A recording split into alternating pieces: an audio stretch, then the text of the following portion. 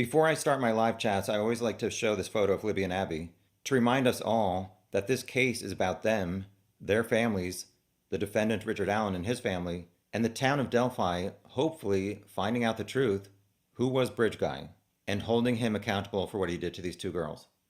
As always, I start my live chats with summaries of what's been happening since my last live chat, so I have 18 PowerPoint slides to review what's been going on. September 3rd, State's motion in limine approved, 2 pages filed by Judge Gull. My summary is, the burden is on the defendant to show a nexus between odinism, cult or ritualistic killing, odinists, Kegan Kline and his father, Ron Logan, and the murders of Abby and Libby. The case law is quite clear that the nexus must not be based on speculation, conjecture, rumors, or hearsay, but rather on admissible evidence. The defense has failed to produce admissible evidence. After the 3 days of hearings in July and August, the probative value of such evidence is greatly outweighed by confusion of the issues and its potential to mislead the jury. The court, aka Judge Gull, will allow that evidence to support an offer of proof at the trial if one is made by counsel. I don't know a lot about offer of proof, but apparently during the trial, the jury would leave the room while the prosecution or defense wants to submit some kind of evidence or something. I know that's not really like the official Webster's dictionary definition of an offer of proof, but it's the online Webster's dictionary summary. Moving along, September 9th, request for production to non-party, 3 pages each, filed by the defense.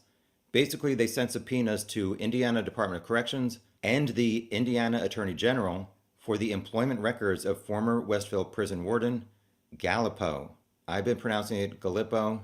You say potato, I say potato. September 11th, Gull approved this request by the defense. Also on September 9th, the defense filed a 17-pager motion for court to certify court orders for interlocutory appeal pursuant to Appellate Rule 14 and request to rule ex pid tiously on said motion. Yeah, I was triggered throughout this filing. What else is new? At the end of each filing, the attorney has to sign it and also mark down who else is going to get a copy. The defense has been doing this for almost 2 years. They're still spelling the last name of Stacy Diener and James Latrull wrong. Also, they spelled the first name of their client wrong.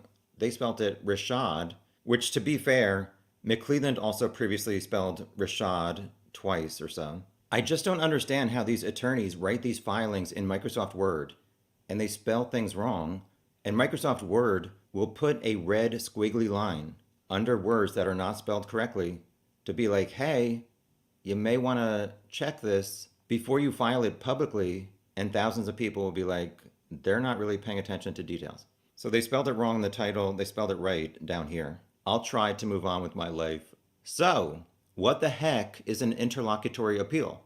This was not part of the official filing, obviously, but I'm trying to learn new things as this case progresses, so I also want to teach some of you some things if you don't know what this is. So, what the heck is an interlocutory appeal? An interlocutory means a final order has not been issued, but one of the parties wants an appeal anyway, but they need permission from the judge and Indiana Court of Appeals. A scenario for an interlocutory appeal may be an issue that is decided during pretrial hearings, such as third-party perpetrators, that will likely affect the trial outcome. The grounds for granting an interlocutory appeal include if the appellant, which is the party asking for the appeal, will suffer substantial expense, damage if the order is wrong, such as Gull incorrectly rejecting the third-party perpetrator's defense, and it is not corrected until the trial is over, or the order involves a substantial question of law that, if answered early on in the case, will help the resolution.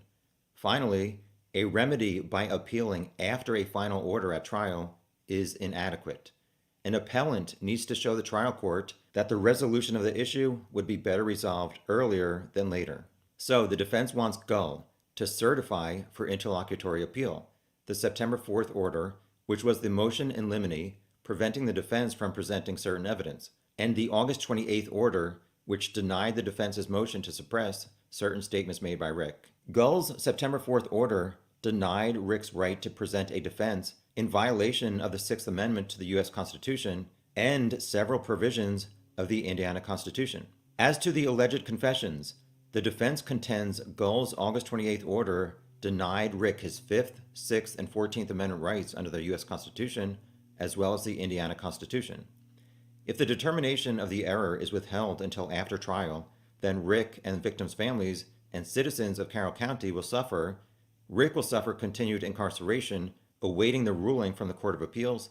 If Rick is convicted without interlocutory appeal, everyone would suffer through the anticipation of a ruling from the Court of Appeals or Indiana Supreme Court, and whether a reversal will result in a second lengthy trial, which obviously nobody wants. If the appeal after trial results in a reversal, then Rick and the families will have to endure a second lengthy trial.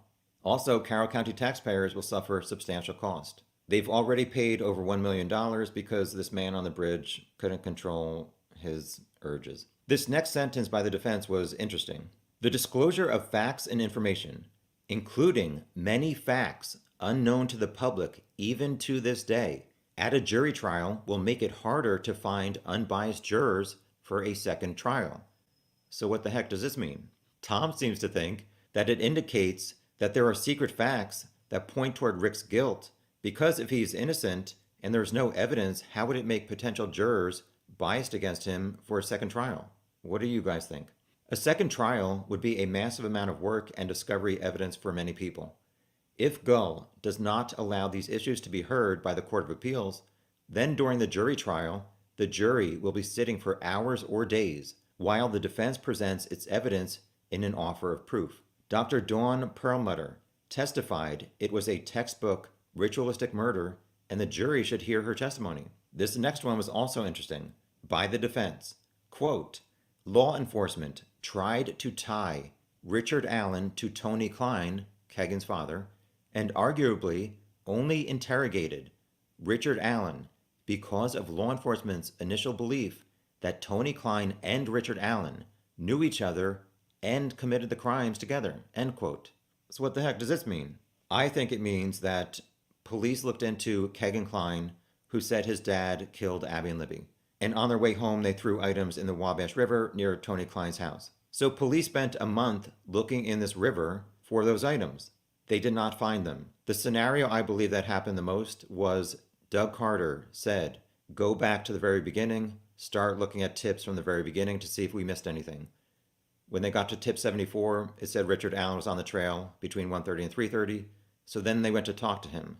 They talked to him October 13th, and maybe they interrogated him on October 26th, the day he was arrested.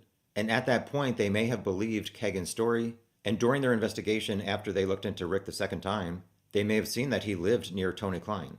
So yes, at some point, law enforcement may have thought Rick and Tony knew each other and did this together. But at this point, it seems they only think it was Richard Allen. Moving along, in the rest of this filing, the defense repeated all of their prior theories about odinists, which they presented during the hearings, and Gull reviewed and did not think it met the legal standard. By keeping the evidence of Norse paganism from the jury, they would be confused why the crime scene appeared the way that it appeared. It is up to the jury to either accept or reject the defense's contentions that evidence connects Norse paganism and odinism and third-party suspects to the crimes. Tom has seen the evidence, and you have not convinced me that they were involved. Sorry, defense daddies. Tom also added, just a reminder, the Indiana Supreme Court stated, quote, in the context of third-party motive evidence, these rules are grounded in the widely accepted principle that before evidence of a third party is admissible at the trial, the defendant must show some connection between the third party and the crime, end quote. The defense continued, the motion in limine denies the defense the ability to present evidence such as A, interpretation of the crime scene and how it excludes Rick as a suspect, B, whether a nexus existed between third-party suspects and the crimes, and C, whether evidence presented warranted Gull from excluding geofencing evidence that other third-party suspects were in the area of the crime scene at the time the prosecution is claiming the crimes were committed. Tom wants to know whose cell phone was near the crime scene. Ron Logan, the Kleins, odinists, or random people walking on the trail and bridge. We know that Ron Logan's phone pinged around 2:09. But if it was one of the odinists, I would think the defense would have named them in one of their previous filings. This motion is not made to unnecessarily delay the trial, but out of a sincere belief Gull's ruling is erroneous and will result in an unnecessary second trial should Rick be found guilty. The next day, September 10th, the prosecution filed their response. My summary was the Appellate Procedure Rule 14b1 states that if the order involves a substantial question of law, Gull can certify that order for interlocutory appeal. But in the defense's request, there is no question of law to be debated. The issues presented are questions of fact, and Gull applied controlling law to the evidence presented in the July and August hearings, but the defense was not able to meet its burden. So there is a high unlikelihood of a different outcome at the appeals level. An interlocutory appeal would delay the trial for a second time. I thought it was for the fourth time or so, but let's keep moving, which will be burdensome on the state and families, as well as financially burdensome on the county, which is greatly outweighed by the limited chance of a different outcome in an interlocutory appeal. The next day, September 11th, Gull denied the defense's request. I'm not sure what happens next. What kind of options are there for the defense to get a ruling on this before the trial starts in 4 weeks?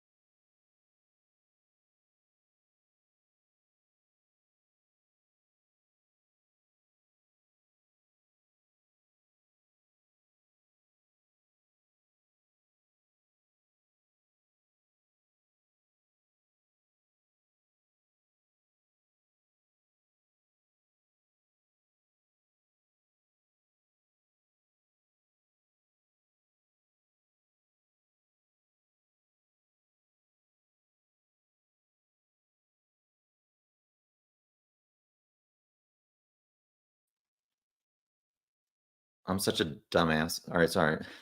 Ah, oh lordy, it's not a good day.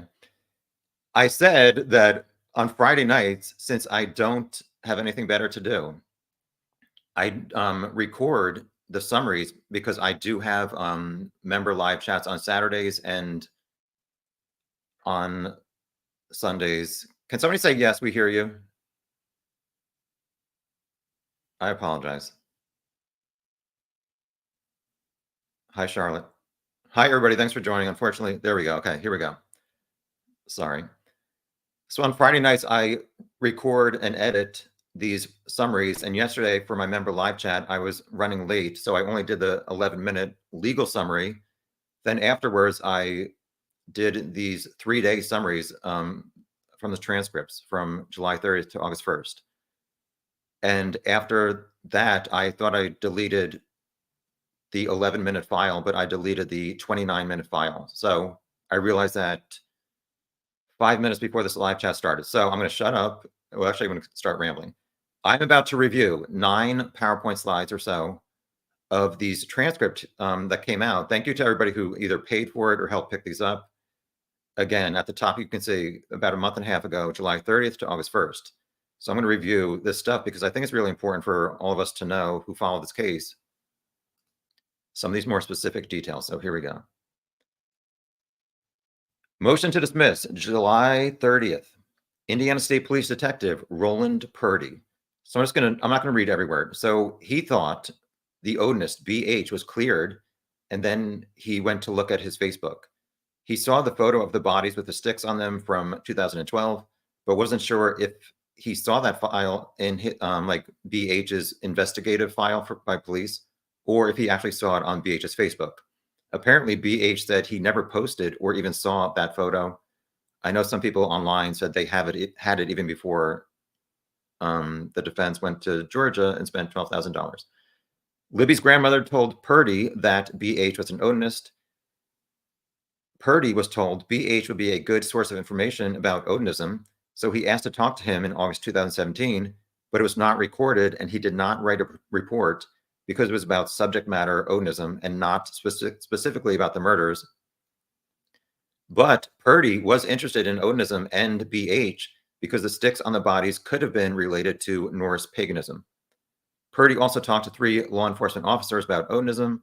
Purdy agreed with, I guess, the defense attorney who asked during the hearing that the rune BH drew on his hand resembled the sticks on Abby. Next up, the following day, motion to suppress Detective Brian Harshman. This is the guy who has been listening to all of Rick's phone calls, and as you can see here, he's listened to over 650 of Rick's calls, which are over 150 hours. Please be polite to each other in the chat, or the moderators will ban you. Rick was afraid his sins would prevent him from going to heaven with his family. So this is a quote from Harshman. He has talked about these crimes very specifically. Some confessions where it's just, I did this, this, and this. And there are some where you sort of dance around the outside of it. Just direct confessions that I've been able to find. Telephone calls, the videos, the door sheets, which are when the companions would just watch Rick and talk to him. Unfortunately, they were not supposed to. I'm 60 plus confessions at this point, and that's a conservative number without a doubt, end quote. So Stacy Diener is one of the prosecutors. She asked him, does Mr. Allen include details that only a person involved in the crime would potentially know? Harshman said, I believe that's correct, yes. She asked, what were Rick's wife and mom's reaction to these confessions? Generally, the first confessions were obviously Mrs. Allen and the mom were extremely upset because that's their husband, their son. Clearly, it's an extremely difficult time for them. As the confessions went on, Richard's mother would say, they're messing with you. They're messing with your mind. His wife, Kathy, would kind of reiterate the same thing. Oftentimes, Kathy would tell him to stop talking.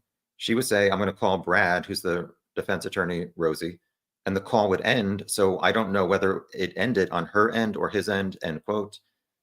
As some of the confessions went on over a period of time, it became a sort of change of subject, like stop talking about this. We're not talking about this. They're messing with your mind. Some of the statements include motivations for the crime, why he delayed confessing, and how his family might react to the reality that he committed the crime. So it seems like maybe some of these were to like Westville employees and not specifically to his wife and mom. Continuing with Harshman's testimony. Quote, the biggest common concern that I hear from Rick on the phone calls is over and over again, quote, no matter how this ends up, will you still love me? Will you still be there? End quote. He's extremely concerned about what happens as a result of this trial. So to me, I know there's been a huge debate amongst people. Did Rick make false confessions because he was mentally affected by his solitary confinement and maybe a change in mental health medication? But to me, somebody saying, will you still love me? Will you still be there? If he is thinking he might be found guilty, it sounds like a clear mind and that he's aware of consequences of what this trial could end up with. And he's afraid of losing the women closest to him for the rest of his life. Not someone who's really in a psychotic mental state, who's just like making false confessions and not making sense. Some other facts, Rick broke his tablet. We knew that. He lost his communication privilege for an incident, but it was not specified what he did. He went a while not communicating with his family, but mostly he communicated consistently. This is interesting, which I think most of us have already heard this. The second week of November 2022, a few weeks after he was arrested, Rick said to his wife, quote, if this becomes too much for you, just let me know. I'll talk to the detectives and tell them everything they want to know, end quote. I mean, I thought, like, if you were Rick's wife, would you respond, tell me everything I want to know? Like, how did his wife respond? What did she think? Like, I don't know. I just don't understand why he would say that if he's innocent, and how would his wife respond? Like, this is, at this point, it was like a month after police initially knocked on their door. So I guess maybe they talked about his guilt or innocence, but I don't know. I just don't understand that quote and how she could have replied. So prosecutor Stacey Diener says once he experiences his family not wanting to talk to him after he's confessed, does he then cease or reduce the amount of statements that he's making about confessing to the crime? Harshman said the bulk of confessions started in early April 2023 through June 2023, maybe into July. After that, they started to really slow down as far as direct confessions. He was really concerned about what the family was going to see during the trial, things that were going to be said about him and about the photos that they were going to see of what he was accused of. So I read that and I was like, why would he care if someone else did these murders and he knows he's innocent? Why would he care that his family saw that? Who did he express this concern to, his family or Westville employees? Continuing with Harshman. If you're just joining, we have another like 5 more PowerPoint slides summarizing the transcripts from these hearings. Diener said, in fact, he indicated that he didn't want them to see what he had done. Is that correct? Harshman said, that's correct. So why is the trial in 4 weeks from tomorrow and he has not changed his plea if he knows he's guilty and he doesn't not want his family to see the stuff at the trial? And it was discussed online that his family, his wife and his mom, left when like the bloody details of the crime were discussed. Harshman said that's correct. So January 2024, about a month after Rick went to Wabash prison, he told his mom he wanted to tell the truth and be honest, and he just didn't want to hurt his family. I was like, well, what about hurting Abby and Libby and their families? After he was transferred from Westville to Wabash in February 2024, a guard said Rick, the quote is according to Harshman. So Rick was talking to himself and he apologized for killing Abby, I think, end quote. So Harshman said he was not sure of the exact quote without reading his report. So why didn't he bring his report to the hearing? This is important. Quote, Mr. Allen does state a lot. He feels like he's being mentally tortured and he has been pressed by family, you know, are they hurting you? As far as physical torture, he always says no. He believes that psychological and mental torture is what they're doing, and he equates that to functions like it's loud in the prison at night and it keeps him awake.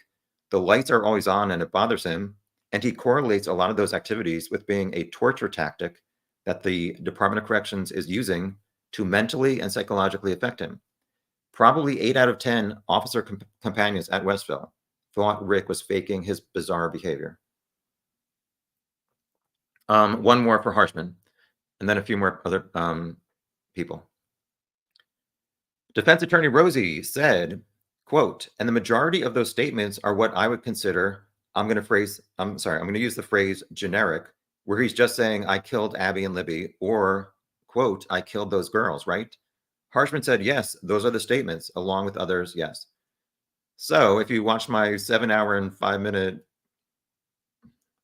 drama about the first Franks memo, which is celebrating its 1-year anniversary on September 18th, it said on page 22, Rick would therefore not be able to privately discuss anything with his attorneys, such as, quote, the guards are telling me that my wife and family will be killed unless I call my wife and tell her that I killed those girls, end quote. Instead, a mentally defeated Richard Allen would continually mutter to his defense team at every visit these types of general questions. Is my wife alive? Is my family alive? Is my wife safe? Is my family safe? And why is he asking that if he's talking to his wife and family almost every day? Why doesn't he just ask them if they're safe? Anyway, back to this, I killed those girls. When I read that, I wondered, was the defense just making that up or an excuse to take attention away from their client saying, I'm guilty of these murders? And a lot of people seem to believe this fake quote that the defense said, that the guards were saying, call your wife and confess or they're going to be hurt. Like the guards would really care. Anyway, the defense cleared up in the footnote at the bottom of the page. To be clear, up to this point, Richard Allen has never spoken these words to his attorneys. The point is that the Westville guards have made the privacy needed for Richard to have that type of private conversation with his attorneys very difficult and perhaps not worth the risk if you are Richard Allen.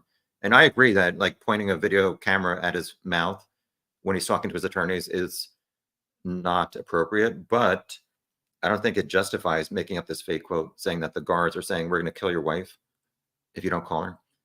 Moving along, between November 2022, when Rick was arrested, or soon after, to March 2023, he was saying to people that he was innocent. Apparently now, Harshman is saying, he'll say, quote, well, they said I confessed, you know. If I confessed, then convict me and send me to jail so we can get this over with. If I confess, then whatever. They say I confessed, whatever. All right, we're done with Harshman. Next up, motion to suppress, July 31st. Westville Warden John Galipeau. I've been calling him Galipeau, but okay, we'll move on. 3 to 5 times at Rick's cell at Westville, or when he wrote a letter to the warden, he made incriminating statements when Galipeau was there, but he did not document it. Basically, he would say, I killed Abby and Libby. All legal mail received at the prison is copied, but Rick got his originals, not copies.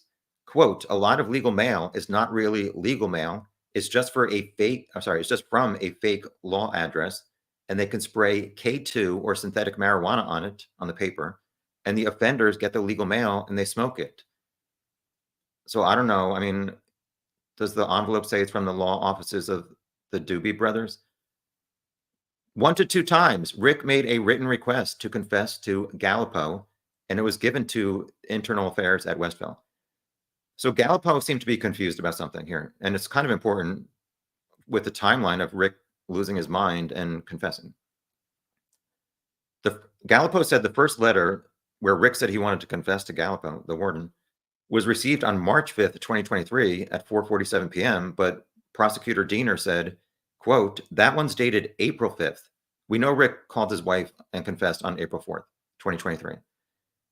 And Diener said, and the other document that's actually a written request by Mr. Allen has a date in March. So I wrote here, there was some confusion about March and April, but Galipeau said he wrote March on the chain of custody document. So I'm not sure that's really important, but that's that. So Galipeau walked by Rick's cell to observe him every day for a few months. And then for a while, he'd just do it a few days a week. Rick would sometimes approach the door and make statements about the crimes he's charged with. Diener asked, did he provide you any details? Galipeau said no, he just confessed. However, he said in another quote, there is an annotation in the suicide log, which is when these companions would sit outside his cell, where he also confessed, and that was in more detail than what he verbally told me. So we know that the defense in one filing said that Rick has also given false confessions, including that he shot the girls, I think in the back was the incorrect fact. So I think Harshman said he had never heard Rick's phone calls where he gave a false fact related to the crime scene. So that shot in the back thing may have been one of these suicide companion inmates who maybe misinterpreted what Rick said or not. We'll have to wait for the trial for them to testify. Rick made statements that were incriminating at the nurse's station when getting medication. Galipeau offered Rick a TV, but he didn't want it. It took a few days for Rick to get a tablet after he broke his. We're not sure why he did that. Normally, an inmate would have to pay $250, but Rick could not afford it, so he got a new one for free. Next up, motion in limine, August 1st, First Sergeant Christopher Cecil, who does these phone extractions. So there's some confusing stuff here. And the majority of this is to determine if somebody took Libby's phone at the crime scene and turned it on at 4:33 a.m. on the 14th. February 13th, 2017, at 10:32 p.m., Cecil said that was the last recorded data received by Libby's iPhone. The iPhone battery was likely depleted, end quote. Then he said, I made a mistake. I did not calculate other things. I wasn't looking into February 14th. He now does not believe the battery was depleted. He continued, so this is Cecil, quote, after the phone, it stopped recording. Excuse me, yeah. It continued to function, meaning it's still powered on. I found no evidence the user physically interacted with the phone. The phone continued to receive iMessages, SMS messages, FaceTime calls, mobile calls, and other similar communication. In addition, several applications updated in the background. The activity continued until the phone battery was depleted. But I didn't really see or hear anything in these transcripts when he said the phone battery actually finally depleted and the phone turned off. He referenced a software called Magnet and said the last SMS message Libby received on the 13th was 10:48 p.m. And then he said the last one was at 4:47 p.m. on the 13th. So I wrote here, like analyzing these phone call times. So Libby's phone may have connected to the cell tower at 3:11 and 3:14 when her dad was driving to the trail and arrived at the trail to call to pick her up. But Bridge Guy would not have seen that her phone caller ID said dad if her phone was under Abby since the phone stopped moving at 2:32 p.m. So I think it was Cecil who said Libby had a Apple Health tracker on her phone. When she would make steps, it would show her moving. It would not show the exact GPS location, just that she was making steps. The phone stopped moving on the 13th at 2:32 p.m. We know the phone was found on the ground. On top of that was one of Libby's sneakers, and on top of that was Abby's body. My probably wrong assumption is maybe the killer put the phone on the ground, the sneaker on top, and then Abby's body to try and block the cell signal. So if the phone didn't move after 2:32, then I've sometimes said maybe the killer saw her phone, had her dad calling at 3:11 and 3:14, and he freaked out and stopped putting branches on their bodies to cover them, and then started doing other things to actually finally leave. So we'll have to wait for the trial to hear, I guess, more perspective from actual experts and not a clown like me. There was some debate about SMS messages and iMessages. So iMessages are when an iPhone sends a text message to another iPhone. An SMS is from another, like an Android or something. SMS messages show the time received. iMessages show the time sent. Libby's phone was not connected to the cell phone tower between 5:44 p.m. and 4:33 a.m. until it received about 15 text messages, and Cecil agreed. So, will there be any kind of explanation why that would have turned off for like 11 hours and not connected to the cell tower? These are the last two slides. I know some people are sensitive to these descriptions that are not nice to hear about the wounds to Abby and Libby. So this is going to take me about 2 minutes. If you do not want to read this or hear it, I would say push pause, go do something for 2 minutes, and then scroll ahead until you see my face on the screen. Because these are the last summaries before I reveal my ridiculous face. Here we go. So, motion in limine, August 1st, 2024. Major Patrick Cicero is an expert in blood stain pattern analysis. He was not there in 2017, so he reviewed crime scene photos taken by 5 to 6 investigators. We've kind of wondered, there's been debate if there was like whatever errors made at the crime scene. It seems like there were 5 to 6 investigators who processed the crime scene. Cicero thought the blood on the tree, the famous like F tree, was actually in the shape of an upside down L, not an F. Libby's neck had 3 cuts to carotid arteries and jugular vein. Overall blood spatter on the tree was 3.4 by 7 inches. There were several patterns from blood transfer. A voluminous amount of blood caused the vertical portion of the L, or you might think it's an F, and gravity made it flow down the tree, which I really feel like, whatever you want to call it, the L or the F, it seems fairly defined to me. So he is saying that maybe she touched the top of that symbol, or whatever you want to call it, and her blood just like then went down the tree. There was a large pool of blood a few feet from Abby's feet. Only Libby's blood was near that tree. She was mobile, walking around, when she started bleeding because there were blood stains on the bottom of her foot. Then she sat for a while, and some blood from her neck fell on her thigh. She was dragged through a large pool of blood, and whoever did this is a horrible person, obviously. Hopefully the trial will reveal if it was Richard Allen. Last summary from Cicero. Abby was injured where she was found. This is kind of confusing to me. He said she was wearing a pink sleeveless shirt, large dark sweatshirt, a gray sports bra, and a black bra. But I thought in the Frank's memo, they said that Abby was wearing 2 bras, the pink sleeveless shirt that she's seen in the bridge video, the bridge photo, plus the gray hoodie, plus Libby's black and gold Delphi school swimming sweatshirt. I don't know. We'll wait till the trial. There were stains on the back and shoulders of the outer hoodie sweatshirt. So with the black, does anybody know if the black Delphi sweatshirt was a hoodie? But not on the bras other than the neckline, shoulders. It was unlikely Abby was dressed after she was killed, or it would have shown more stains like in different parts of the clothing and her body, I guess. Some movement of her body and head resulted in blood on her face and chin, but no blood on her hands or sleeves. The branches could have been to conceal the bodies. Cicero performed tests with his own blood and does not think Libby's blood was painted on the tree. The shape on the tree, he thinks, is made from Libby's palm with her pinky finger up. An inch away was another pattern, probably from her thumb. Libby was partially nude at some point, but he really didn't say how he did. Abby was partially nude at some point, but he didn't say how he determined that.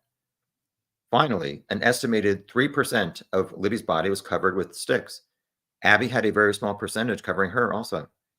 It would have been better to use leaves and sticks, more sticks to cover their bodies. Other crime scenes have had more sticks to hide bodies that were killed. Here we go. So that's that.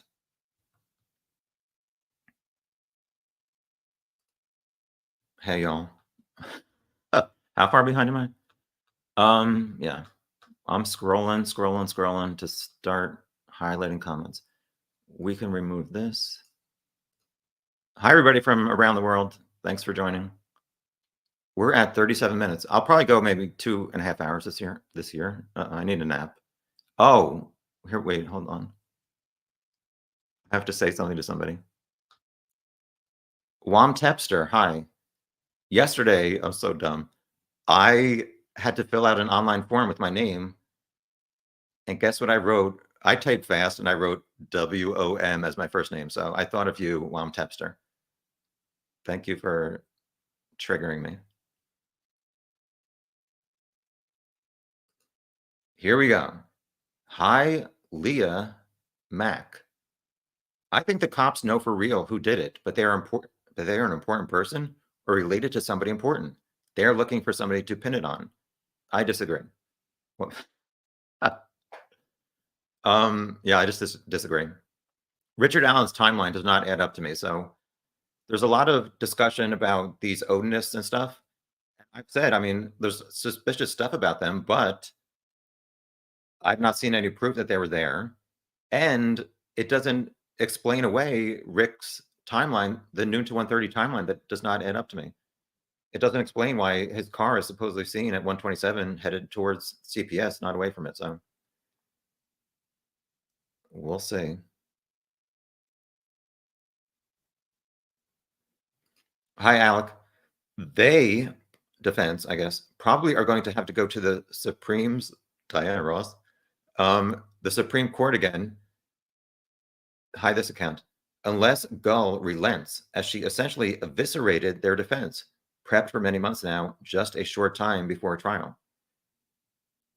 I agree with Judge Gull that the defense did not prove that there was enough evidence to present to the jury about these odinists or Kegan Kline or Ron Logan. So that's that.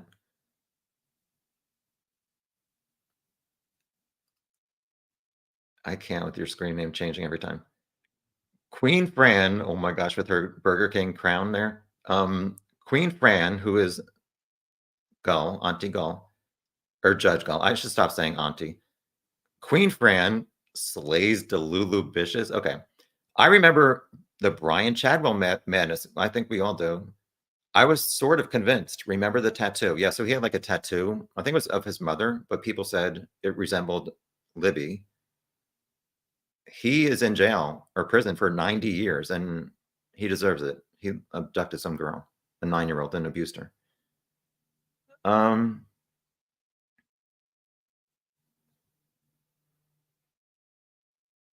What are we doing? Yeah, please be polite to each other in the chat. We are all the unhinged. Yeah, Noe, hi. Aspen Connor is not the unhinged. I'm not the unhinged, but I know it's not Aspen Connor. So we should all move on from that. If you don't know the unhinged, they're like a YouTube channel that does parodies or something. Anyway, we're moving along. Have a good day too, Noe. I'm just looking for some comments that aren't about arguing with people. Hi, Salty Beach. Just sitting here thinking about all the improbable things you have to believe collectively for it to be a third party, and all the improbable coincidences you have to dismiss to believe it's not RA. I agree. Although I'm still, I'm not like lying. If I had to vote today based on the evidence, I would say not guilty. However, I think, as the defense said, there's a lot of evidence that's not public yet until the trial.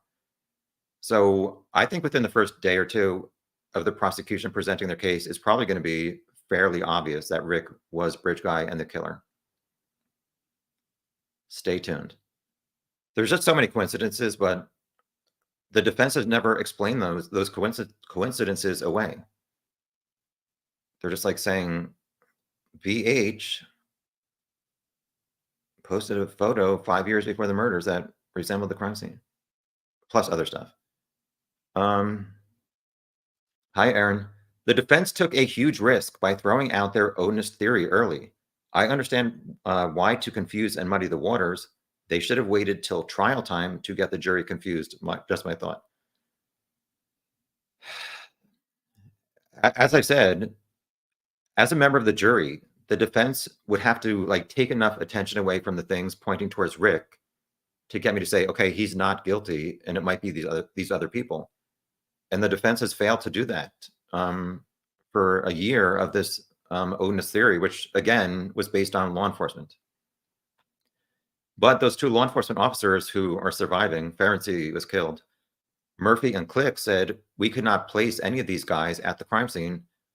And honestly, I was just so surprised at Todd Click's theory that Abby and Libby walked up upon a ritual in the woods by these odinists, made fun of them, and they were killed because they made fun of this ritual. It makes no sense to me.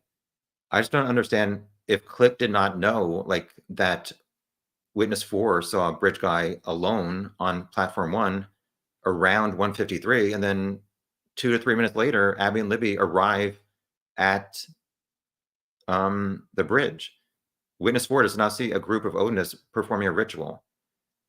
How does Bridge Guy on platform 1 at 153 take part in this ritual that Abby and Libby made fun of? It just doesn't add up to me. So it's okay. I said, don't let other people's theories derail your mental health. I went to Taco Bell for the first time in 3 days, or 3 months yesterday, in case anybody wanted to know. How much more time do I have to do this? 2 hours or so? How many people are watching? 283. Or hi. Hi, Gendromeda. I think the voice is definitely Richard Allen. Hopefully we're going to get some more, or the jury is going to definitely hear Rick calling his wife and saying, I killed Abby and Libby. I would assume the prosecution is going to play the Bridge Guy voice. Guys, go down the hill. Followed by Rick saying, I killed these girls. If the two voices sound similar enough. If they don't, then the prosecution obviously is not going to show it. But why would the defense wanted at one point to not allow the jury to hear or see Libby's 43-second video. So if Rick is not Bridge Guy and it's not his voice, why wouldn't the defense want to be like, yes, look, that's not Rick Allen in the video and his voice does not match up? I don't know why. Thank you, Aaron. I appreciate it.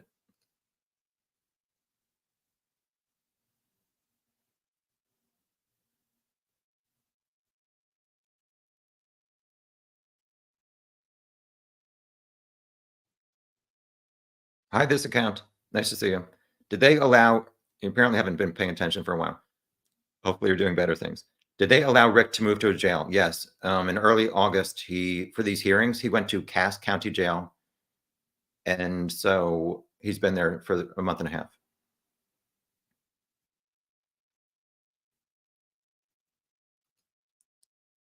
Hi, SP74.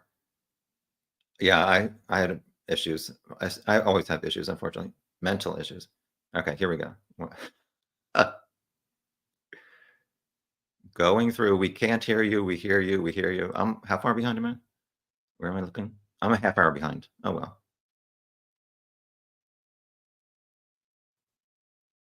Looking for comments.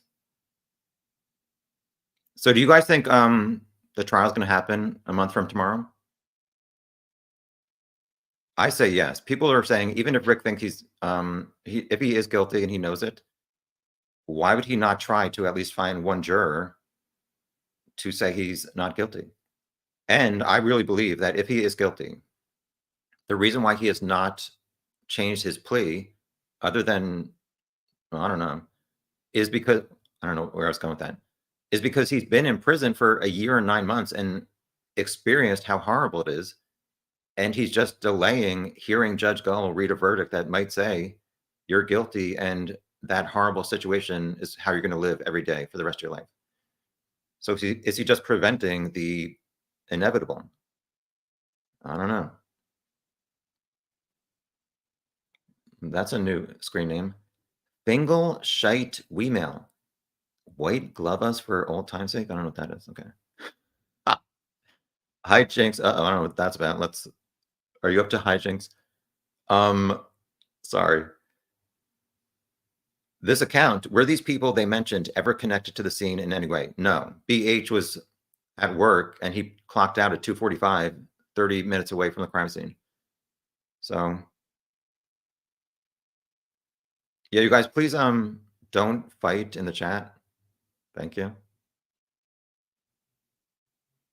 High criminal network. Psychosis is a real thing. I agree, and being in solitary confinement for a year and 9 months is a horrible thing. Or 5 months from November through April. However, the defense said Rick was fine up until March 24th of 2023.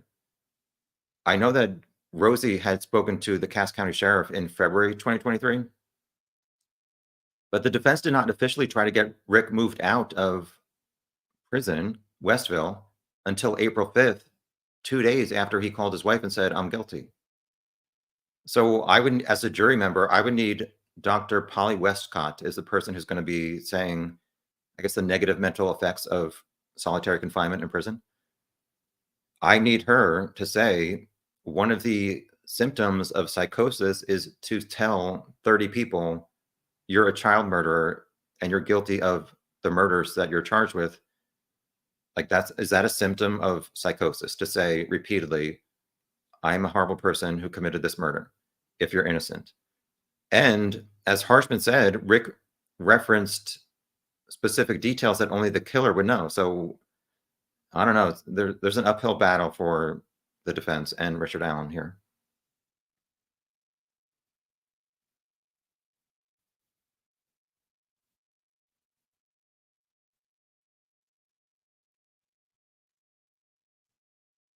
Hi, Jacqueline.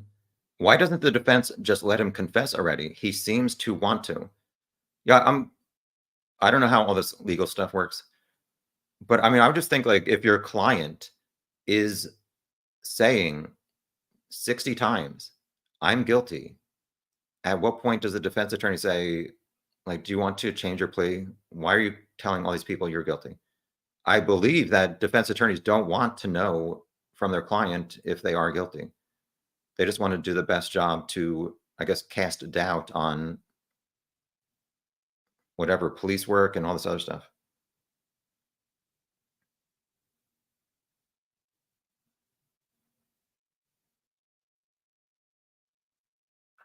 Hi, Marshall. Hi, Mommy Wolverine.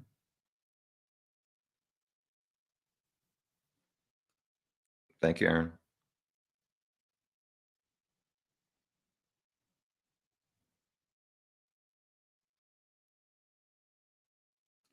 Hi, DB. Why would he only say the things he said if he really wanted to confess? Shouldn't a guilty man really be able to knock the confessions out of the park?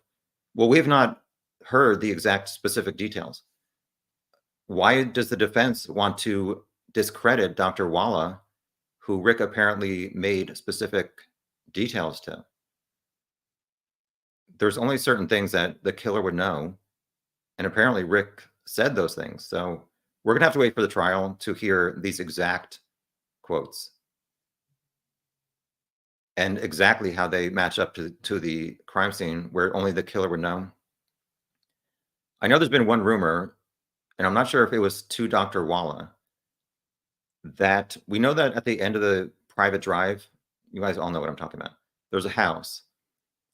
I think the married couple would go to like another state that's warmer during the winter. So their adult son would sometimes, I guess, check in at the house, or I don't know if he was living there. There's been a rumor that he returned home between 3:30 to 3:50. There's also a rumor that Richard Allen maybe said he saw a white van going down that private drive, which is maybe, and that the son owned a white van. So is that something that Rick said to Dr. Walla, that he saw a white van, and that guy said, yeah, I arrived home at 3:30. So only the killer would have known that a white van went down that private drive. Stay tuned.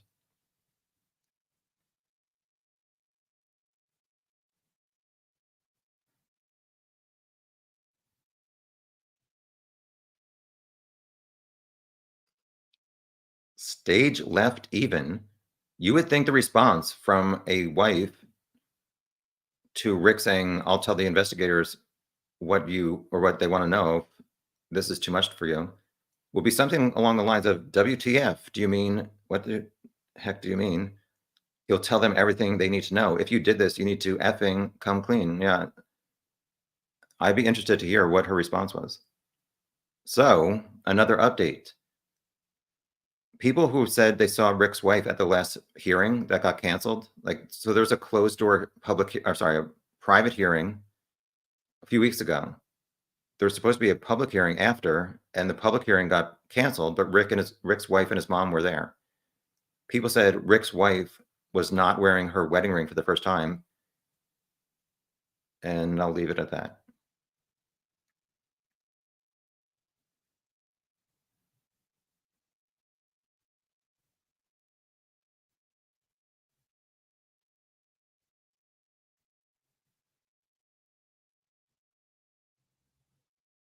I'm not frozen. Ah, let me skip comments, not on the sidewalk. Um, Criminal Network. He was on antidepressants, correct, for a long time. Doctor gave him antipsychotics, Haldol, I believe, at least a few times, and meth in his food kept him awake and not eating. I don't know about that last statement.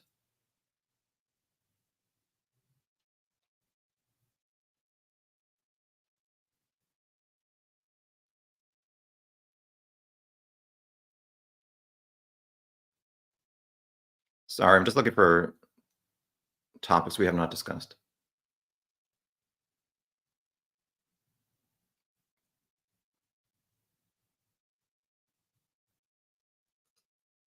Hi, Tamago.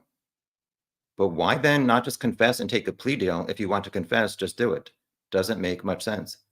Well, like I said, he's just hoping, I guess, for somebody on the jury to think he's not guilty. And obviously, we've seen people online think he's not guilty. So maybe there's going to be a person who is going to say, I'm not convinced. Again, the jury's going to see a lot more evidence than us fools on the internet are working with. So, ah, Salty Beach. Rick tried it. Wife and mommy denied it.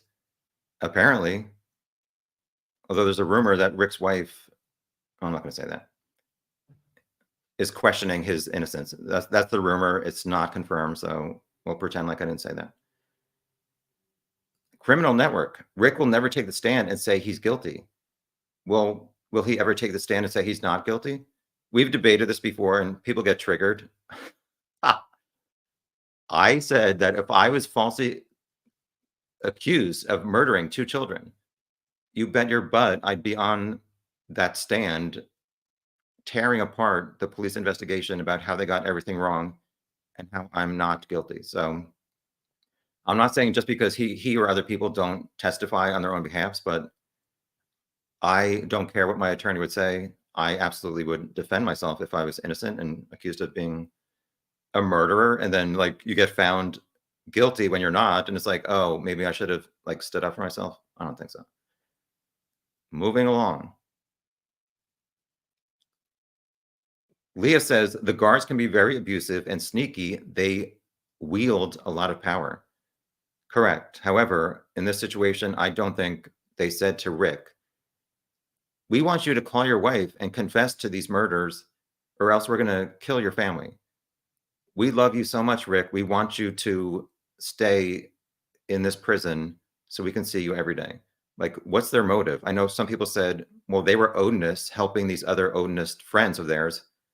There was absolutely no proof of that. So I agree that like prisons are ridiculous with what goes on, but in this case, I don't think Rick is falsely arrested to be a patsy, which is like somebody who's falsely accused. We'll say.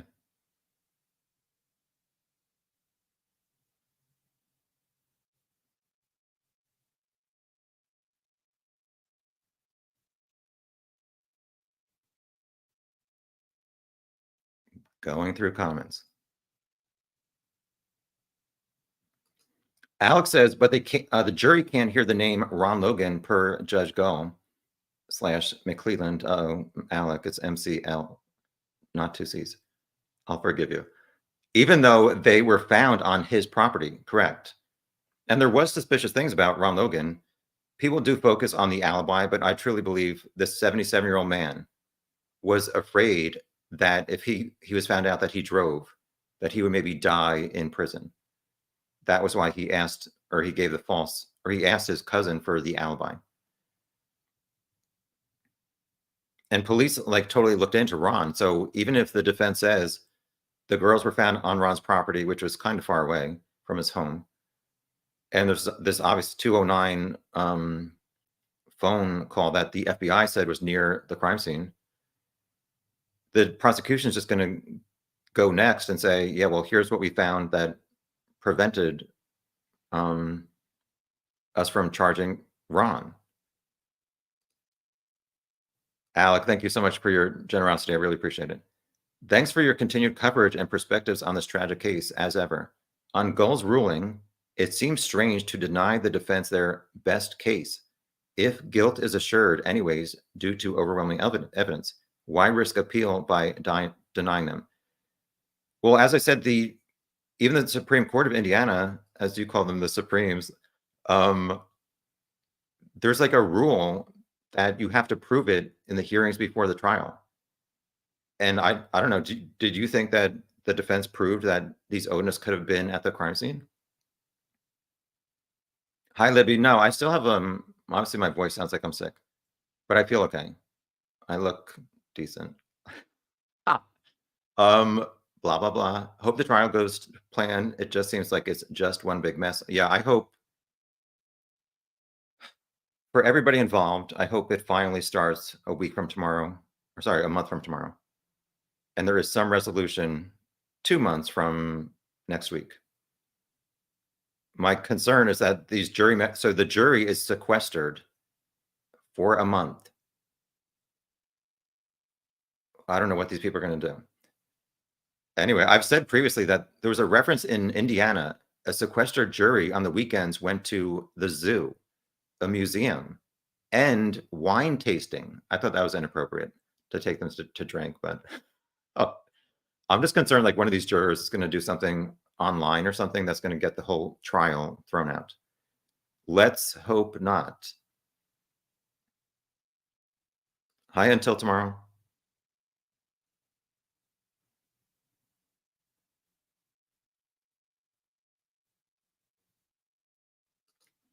Alec again. The jury can't hear the name Detective Click, even though he and his comrades pursued the ritualistic killing angle for months or a year plus, if I recall correctly. The jury should not even hear his name. Ludicrous ruling. Okay, so Alec and I do disagree on that. Alec, if you were on the jury, would you believe that these odinists could have been involved from what you've seen so far? Even Murphy and Click could not say that they could place any of these odinists at the crime scene. Again, like I said, how does this all take attention away from the things that point towards Richard Allen being involved and being at the trails like 1:30 to 4 o'clock and not noon to 1:30?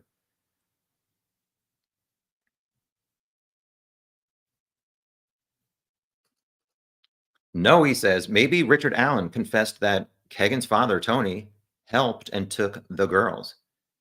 Well, from what we've heard, and obviously Harshman and other people have heard a lot more than we have for Rick's confessions. Rick has never mentioned Tony Klein, Kegan, or anybody else. He said, I killed those girls, not Tony or somebody else. So I can't get past that part, that Rick has never named anybody else in these confessions.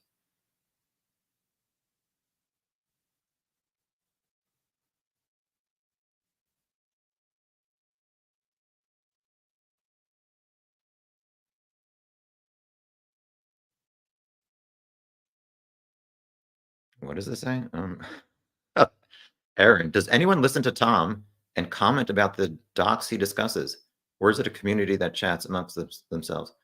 I just review a lot of people say they don't like to read these like 20-page legal filings. So I try to be helpful since I'm reading them. It takes a long time to summarize them and make PowerPoints. But people say they appreciate it and they don't like anybody else who hosts live chats.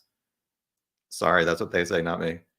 So I just do these live chats every once in a while when there's enough to discuss. So people show up. We're at 303 people.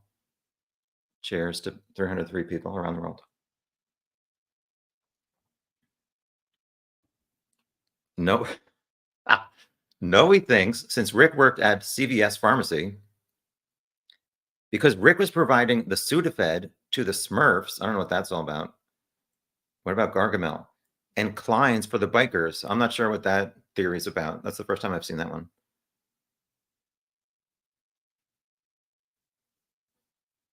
Jacqueline agrees with me, but there seems to be this issue that seems to come up now. So Jacqueline said she agrees with me, which is rare that anybody does. Sorry, I was moving my desk. Think Libby's phone ringing spooked the killer. I don't know if I would like to know from who was, I don't know who Cecil, I think was the phone guy. He said her phone stopped moving at 2:32 p.m., which is like 19 minutes after they were abducted, 18 minutes. If the phone was on the ground and it rings at 3:11 from her dad, Libby's dad, would the killer like picking it up show movement? I don't know. I'm not sure that it's really important to determining if Richard Allen was the killer, but I think it's interesting. SP-74, that's correct. Investigators looked long and hard at Kegan's father. I think we know by now if he was involved. I don't know, just to me, it's like, how would he even be involved with Abby and Libby? It seems like only through Kegan. I know there's a lot of this stuff where Kegan told police, my father drove to the Delphi cemetery on the day of the murders and parked. He then went into the woods for a few hours and came back and said something like, they had a good time or we had a good time. Then he told police on their way home, there's a bridge near Tony Klein's house. They threw the knife and a cell phone in this Wabash River. So like the next day, police in August, this was August 18th, I think 2023. Sorry, 2022. Police for like 4 weeks were searching in the Wabash River for this phone and knife that Kegan said they threw after the murders. They never found anything. So I think like Doug Carter really did say something like, I'm probably wrong as always, that this is not correct. Kagokio lied to us for, I don't understand why he would lie to them. Go back to the beginning. And I think they went into the FBI Orion system starting at tip number 1. They came to tip number 74, which is Richard Allen. It said he was there 1:30 to 3:30. Then that was September 21st, 2022. Obviously, we know for the next 3 weeks or so, they started looking into him, and I guess they looked at the Hoosier Harbor Store camera and saw this 1:27 p.m. video headed towards CPS. And to me, that totally matches up with him parking at CPS around 1:28, 1:29, gets out, walks 3 minutes to the start of the trail, sees these 4 girls, they see him. He walks down the trail, stands on the bridge. He's on platform 1. He said he stood on platform 1, but the exact time is up for debate. I don't know. As somebody, I think Salty Beach said before, there's a lot of coincidences. And one of the biggest ones for me is that, okay, Richard Allen said he was wearing the same things essentially as Bridge Guy. He also passed 3 girls near the start of the trail, like Bridge Guy passed 4 girls near the start of the trail. He also stood on platform 1. The biggest coincidence is he said he leaves CPS. He parked next to an old building, which is CPS, around 1:30. So Bridge Guy parks at CPS in the same unusual spot next to the building around the same time Rick just left wearing the same clothes. It just like, it's just too much of a coincidence. Plus, he's like saying all these confessions. I don't know. Still, I'm saying not guilty. I'm waiting for evidence at the trial. Queen Fran, why are you asking me? Slays Delulu Bishes. Will this trial happen next month? I would say yes. Hopefully, I'm wrong. And there's some kind of plea. I hope it does not get delayed like another 5 months. That's for the families and for Rick, too. I don't know. Maybe he's happier at county jail, but if he's innocent, he deserves to be proven innocent, or I know he doesn't need to be proven innocent. He deserves his fair trial, so stay tuned.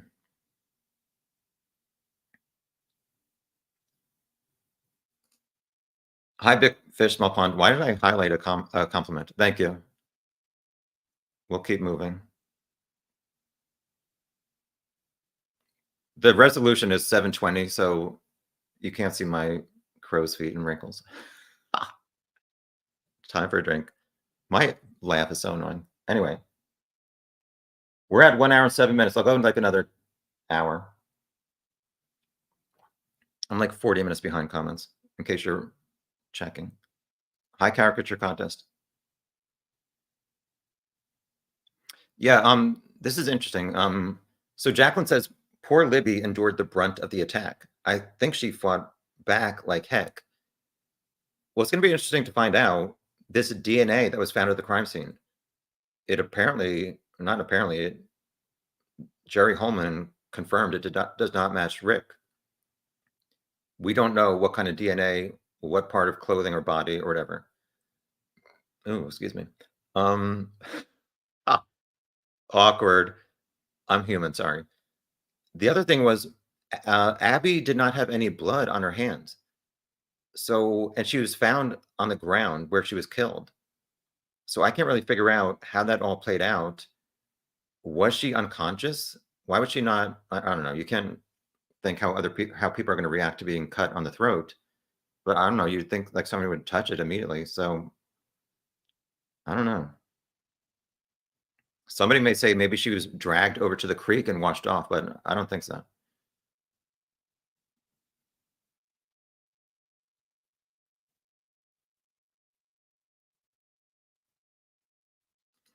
Erin had a 15-minute meeting with the Delphi families at CrimeCon 2022. Wow, that family is strong. Yeah, I just can't understand like dealing with this nightmare every day for 5.5 years, and finally someone's arrested, and then like the drama becomes even worse. And I just really hope that finally at this trial, when the verdict is read, these family members will have a sense of relief and can take a big sigh of relief. Hopefully. We'll see. Queen Fran. Let me see here.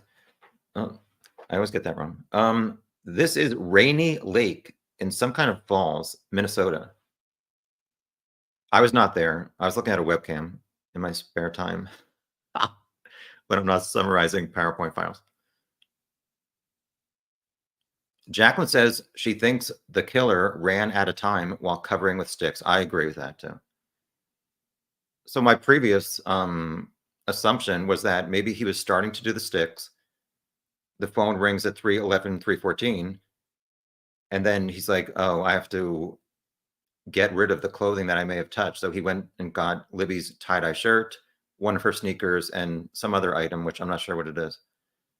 And then goes down to the creek and like pushes them down in the water to try and get his fingerprints or whatever DNA off. He lets it go and they're trapped like 15 feet away in the creek. Not sure if that's what happened. I was thinking about something else, but I don't know.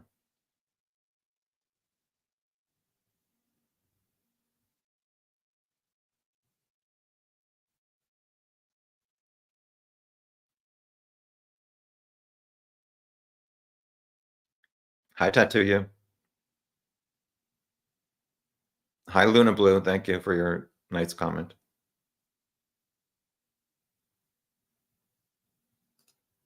Hi, YouTube bad actors. Well, send me an email. Cooking with Strangers is starting in October. I have 9 episodes filmed and I have not even edited the first one, so I need to hurry up. Ah, Salty Beach. They need to challenge the evidence against their client, not deflect blame.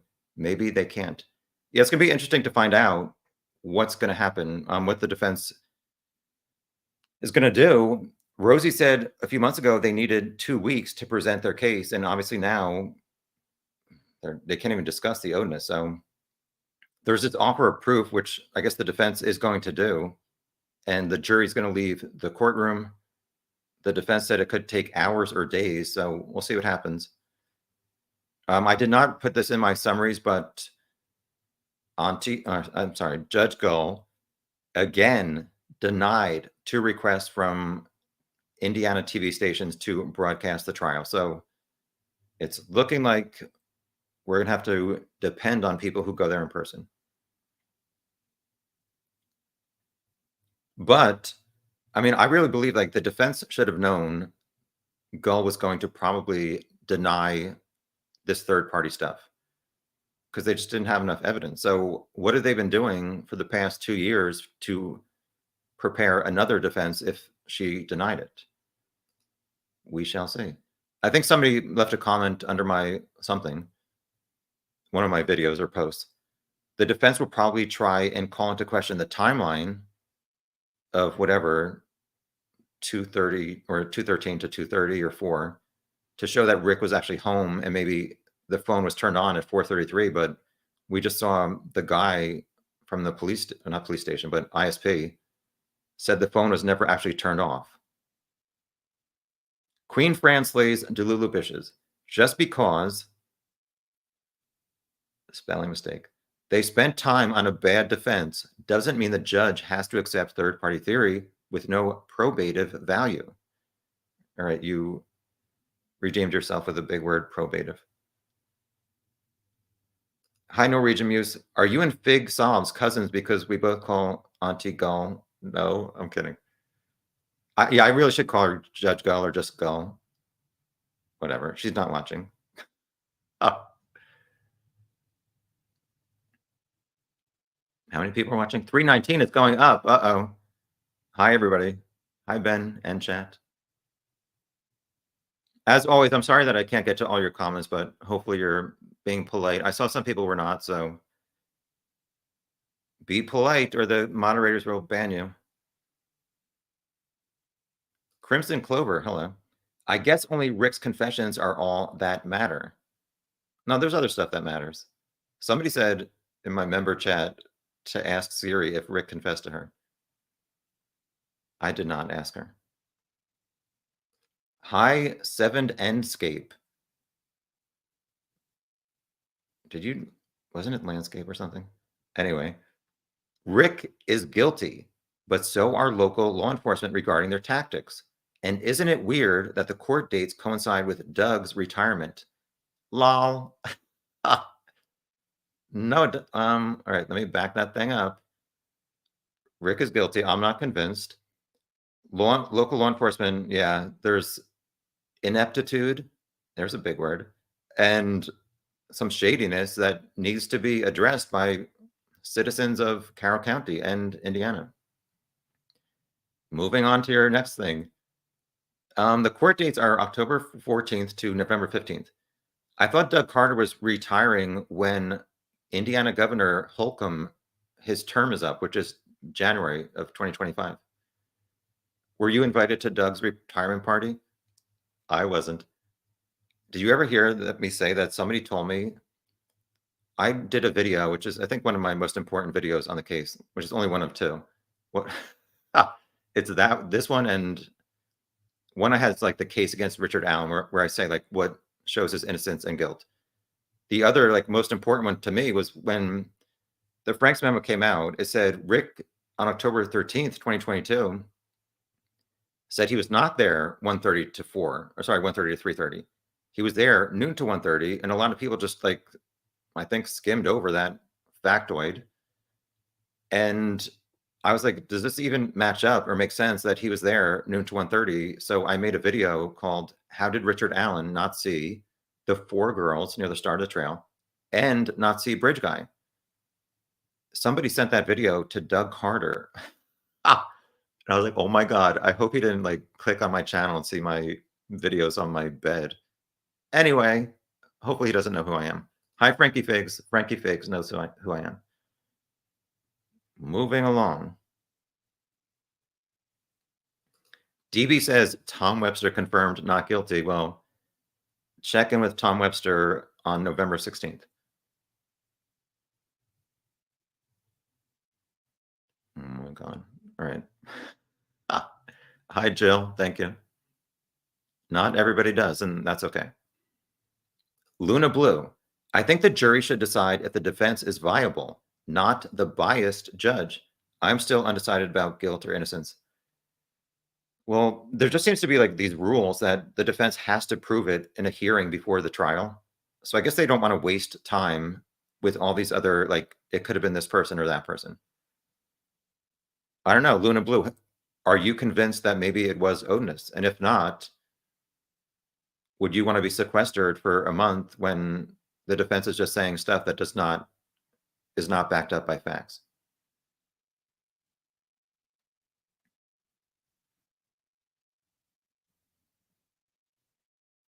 Hi, Malibu. A second person who agrees with me. We do not have evidence to determine Rick's guilt or innocence at this point, correct? I think we will at the trial. I would speculate that he is guilty, though, but I'm anxiously awaiting the evidence. I totally agree with you, Malibu. 7Nscape. I saw one frame in the video that was Rick's face. Well, I think the defense would say you need like all 100 frames or whatever or more to be Rick's face. I know that's shallow to some, but ultimately it convinced me. I'm not convinced. I do not see Rick's face in that in the Bridge Guy video. However, you cannot tell. I've said this so many times. I'm sorry if I annoy people with my repetition, but what are you going to do? You cannot make out the eyebrows, the eye color, eye shape, nose, or mouth of Bridge Guy in Libby's video. So I don't know how you can really say that is or is not Bridge Guy or Rick, sorry. And I feel like in the very short 2-second video, the face, like the quality in the first part of it is totally different from the very last frame. So that's that. I do think that if we see this video, which we won't because it's not going to be broadcast, I think the video, obviously the video zoomed in to get a closer look at Bridge Guy because they're trying to have citizens identify him. And a lot of people will say, well, nobody in Delphi saw that video and said, it's the guy who works at CVS or my neighbor, Rick. I think it's zoomed in. So if you zoom out and you see Abby's body and you see this guy, I really do believe the body type matches Rick's. I think Bridge Guy has small feet and so does Rick. So I do think it's his body type.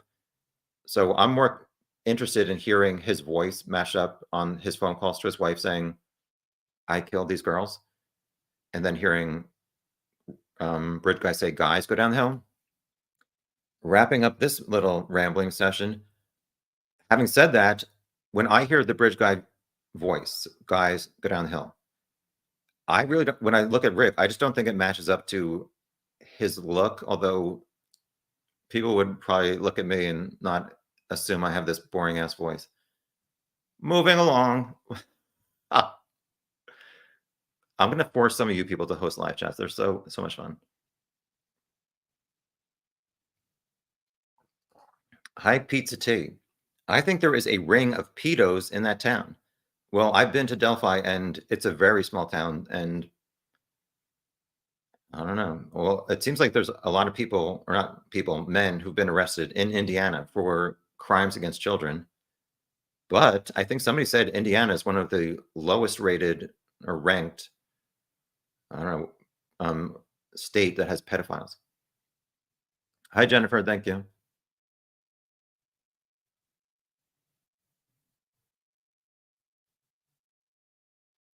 Duchess says Todd Cook's theory is laughable. Hi, Duchess. Hi, Patricia. It's good to see you too. They can't just accuse in a court of law folks who have, folks who they have no evidence of being at the scene. Even if one wants to believe it was Odinist, which one's something? That's a good point, Patricia. I've said previously, how would you feel if you were the name that was being constantly referred to by the defense? And again, it's based on police stuff. It's not the defense like randomly making up theories and stuff. But like, how would you feel like if your name kept coming up and if you're BH, and I know there's like suspicious stuff about him, but he clocked out at work at 2:45 and into a gym at 4:08. Like, how would you feel if like people on the internet, on the TV news, and the defense attorneys just kept saying you're responsible for killing these kids, but you weren't even there? So that's, I think, why they have this rule that the defense has to prove some kind of connection and evidence before the actual trial. The goal is to have the jury make the proper decision, right?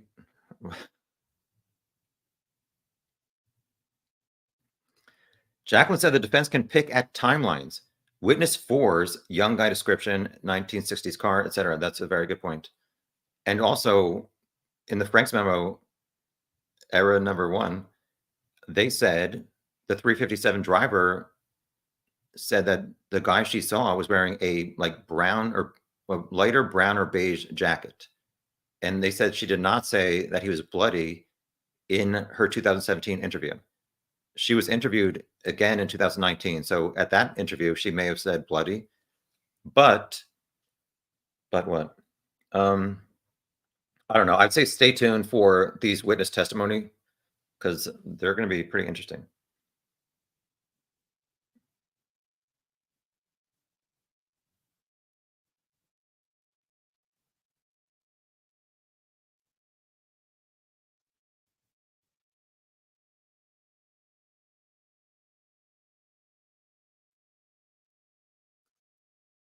This account, they can do a voice analysis, right? There was some kind of reference, I think it was in the October 26, 2022 discussion that Jerry Holman had with Rick. And he said, experts are saying that's your voice on the video. Stay tuned to see if Holman was bluffing. I think like other people I think on Inside Edition, once there was a voice analysis expert, maybe I should contact them to analyze my ridiculous voice. And they said the sample guys go down the hill is too short to really like give a proper expert opinion on. But I'm sure all of us would have an analysis if we could hear the comparison to Rick on the phone. Until tomorrow, 3 months. Yeah, no Taco Bell.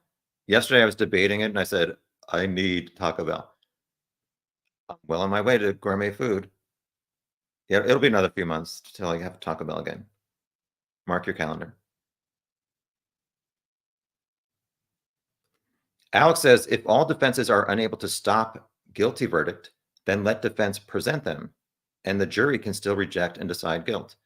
That's a good point, but I think it's good that the court system has this procedure as to not waste a lot of time of the jury and other people at the actual trial. I guess they have these hearings where the defense has to like prove third party perpetrators. And I truly agree with the Judge Gall that I just don't think the defense proved it enough.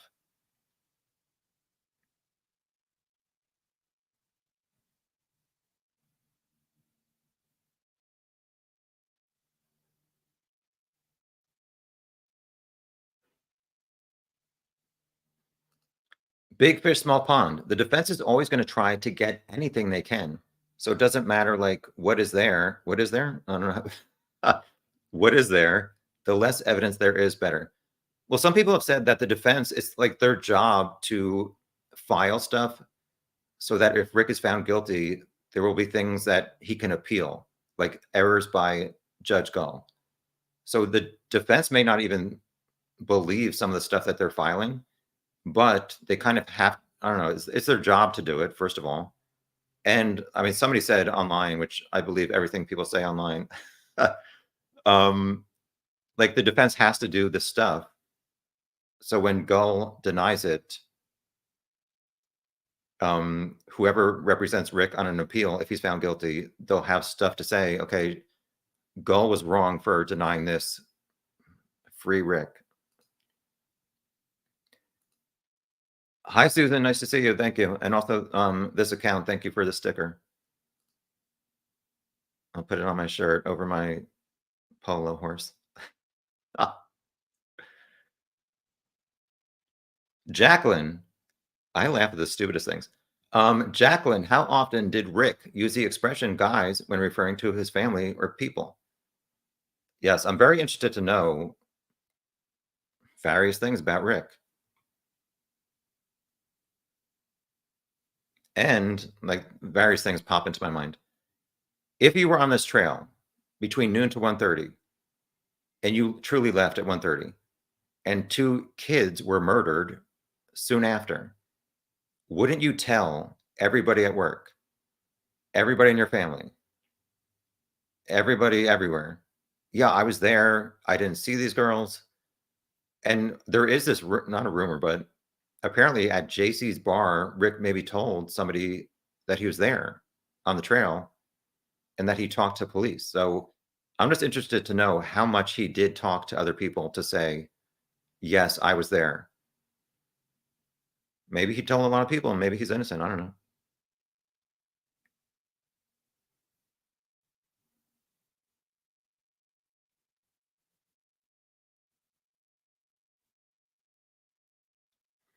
I am 45 minutes behind comments, so I'm going to skip a bunch of comments. Sorry to everybody. Yeah, this is a good point, SP74. What are the negative mental effects of killing two kids? It seems like some people don't like acknowledge that if he is guilty and he got this these legal papers and realized I'm screwed, the rest of my life is going to be in this horrible prison, like would that make him sad and start to lose his mind? I'm not saying it did, but I think that's definitely one explanation. I don't know, just the total amount of confessions, I mean, over 3 months on phone calls, when he's being taken to get medication, writing a letter to the warden. I don't know, it's just suspicious. I'm not saying it's definitely guilty, but it's highly suspicious.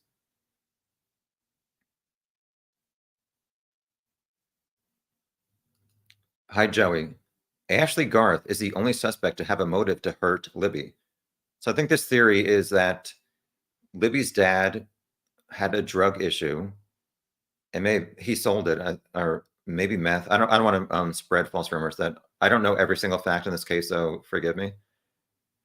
The rumor or the motive that some people thought at some point and maybe still now is that Libby's father maybe was a confidential informant for police about meth or some kind of drug issues. And he told on Ashley Garth, who was going out with Derek Kurtz. They killed a woman named, shoot, Nicole Bowen. They also killed, or Alex, or what's his name? Garrett Kurtz killed someone named Ray Hanish or Hanish. So I think Joey is saying that Libby's dad may have ratted out Ashley Garth and had her children taken away or something, or her child. So maybe Ashley was angry at Derek German and organized this hit on the kids. I'm not sure. I'm sorry to put that theory in Joey's mind. That's just what came to my mind when reading that sentence. Duchess, the death timeline is solid.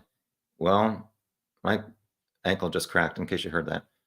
Starting over, the death timeline is solid and has been corroborated with Libby's Apple Health tracking, along with the video Libby took. We know what time they stopped answering the phone. Stick to the facts.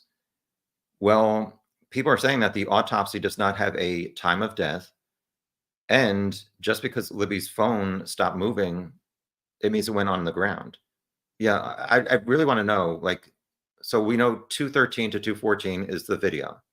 They go down the hill. It turns off.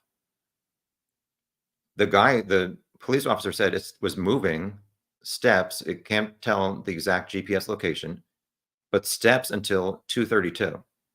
So that's like almost 20 minutes later. I don't know. Is the prosecution going to try and tell the jury how they think this all played out, or has Richard Allen even revealed how it all played out? We'll see.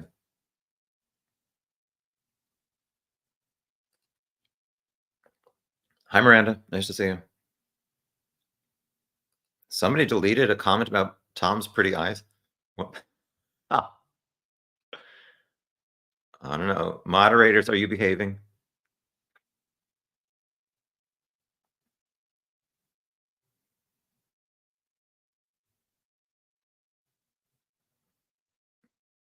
I'm still 40 minutes behind. Let me scroll. Scrolling. Hi, Coach Cruz. Hi, Crime Jester. Hi, Charlie. What's this all about? Kate B. Has anyone seen the Kathy video yet? Not sure what that is about, but I'm very interested to. I'm sure we all are. Like, I want to see what happened on October 13th when police knocked on their door. What did she say in her police interview? What did Rick say in his police interview on the 13th and October 26th, 2022? I don't know what's going to be shown at the trial.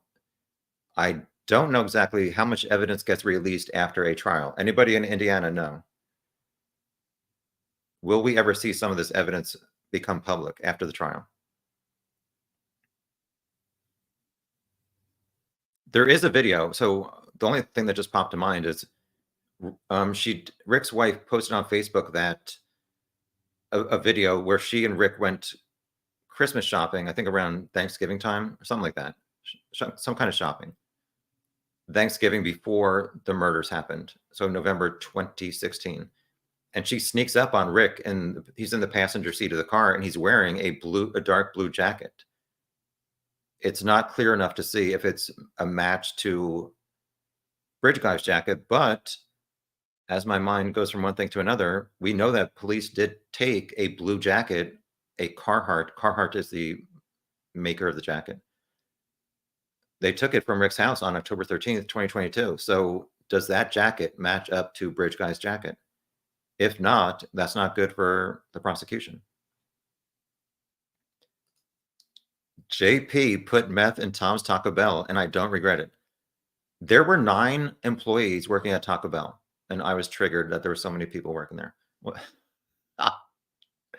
And somebody told me to get the Taco Bell app, which I was like, let me get a free. Tom, shut up. People are not watching for your Taco Bell. I'm going to take a quick 10-second break from the case. So it said I had 249 points out of 250 to get a free item. So I ordered like one thing and it didn't get me to 250. I ordered a second 3 things. It still didn't get me to 250. I was triggered. All right, moving along. Evil Queen. Hi, you'll unsubscribe soon. All right, YouTube bad actor, send me an email at cookingwithstrangers@tomwebster.com and we'll set something up virtually. Kate B says there's a video of Rick's wife saying she believes Ricky's confessions. Yeah, Rick's wife and his mom call him Ricky, in case you're ever going to see that. Some people get triggered that I call him Rick instead of Richard, but okay.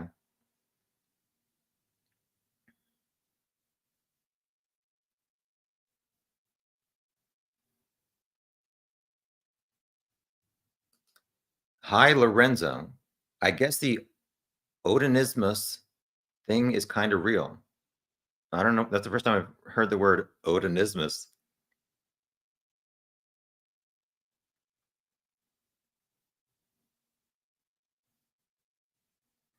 Coach Cruz. I'm going to try and translate this. Tom, do you think that Richard Allen did confess? I didn't send him a box cutter. So Rick apparently said he killed Abby and Libby with a box cutter that was issued to CVS employees. For international people who don't know by now, CVS is a large pharmacy throughout the United States where Rick worked. And I guess they do issue box cutters to employees. And Rick said in one of his confessions that he used a box cutter to kill Abby and Libby. I think it was also revealed that the knife used, I guess, during the autopsy, they revealed it was, or determined it was a serrated knife, which I guess has like, I don't know, stuff in. It's not just a flat blade. I don't know. I'll wait for more like experts to actually give some evidence about each side.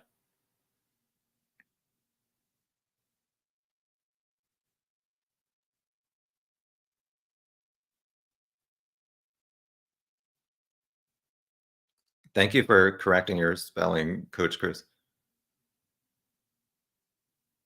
Oh, isn't that Noe or somebody? Noe, did you get banned using another thing? Just be polite, and my moderators won't ban you.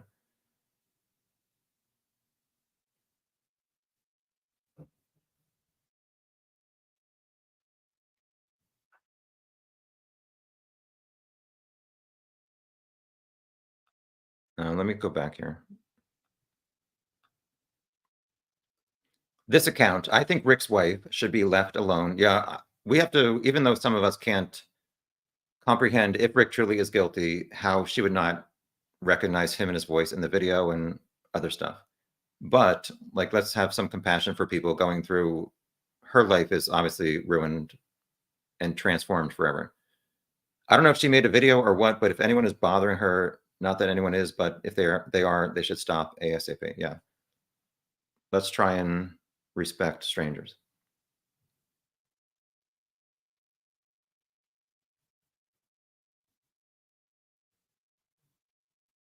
Jacqueline, is the death penalty on the table? I don't think so at this point. I think the last person executed in Indiana was 2011. So apparently, like it will just go through the legal system for so long. I guess it's not really worth it in some cases. Although whoever did this, I don't think they should live.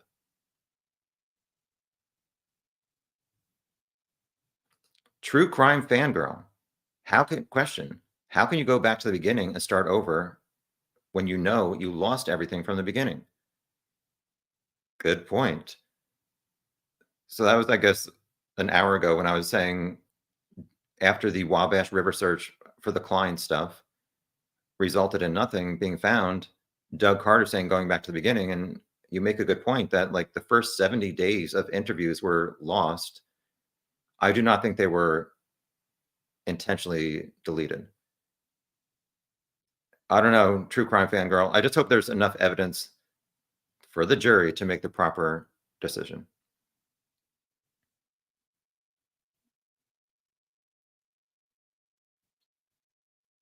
Let me scroll.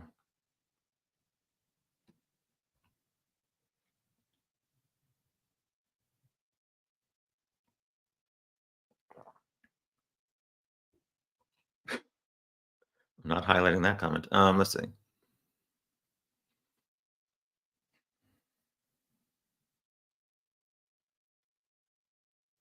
Oh, let me see. Slow down the chat. Let me see.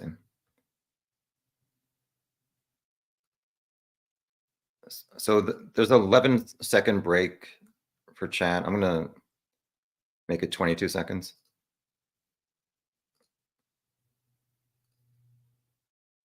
Too many people are here and sharing their thoughts. How much more time are you going to force me to do this? We're at 1 hour and 40 minutes. Since I did summaries for a half hour, I'll probably go to like another, I was going to say 2.5 hours. That's another, what's that, 50 minutes? I don't know about that. All right, just stay tuned or not.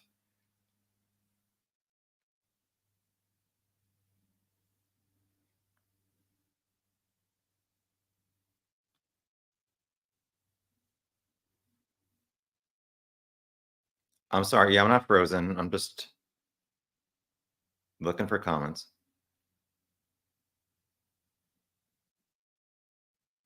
Hi, Candy Cane. I tried to stick with the facts, what the police statements and evidence are. Uh-oh, I need you guys really seriously. If there's any place on the internet where you need to use commas and periods, it's in a Tom chat.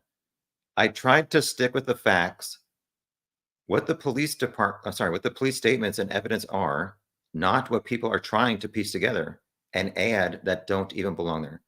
Correct. Unfortunately, we are working with a limited amount of facts and we're just speculating for the past 7 years. Hopefully, the facts will come out soon. And as the defense said in their filing this week, there's a lot of stuff that is not public. And apparently, it's not good for Rick. Hi, Purple Amaryllis. Yes, I agree. Still hoping somehow Gull will see the light. Maybe her crown is blocking her vision and agree to a court camera. Eternal optimist me. My blood type is B positive, but I'm a pessimist. So, anyway, hi, Rescue All the Dogs. Thank you, Susan.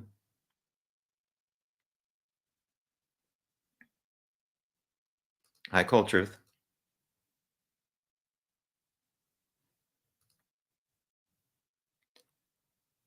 Alec, my overall position currently is more one of pragmatism in avoiding a retrial. Yes, yeah, sorry, a retrial appeals, etc.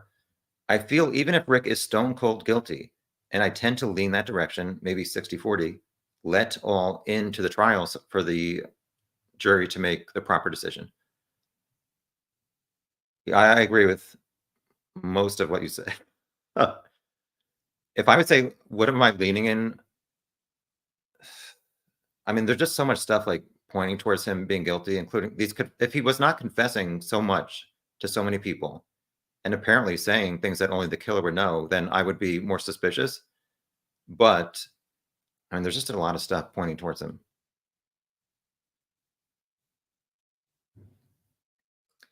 DB, but what if Holman said, sorry, but what if Holman said that only as an investigative measure? What if they had his DNA the whole time?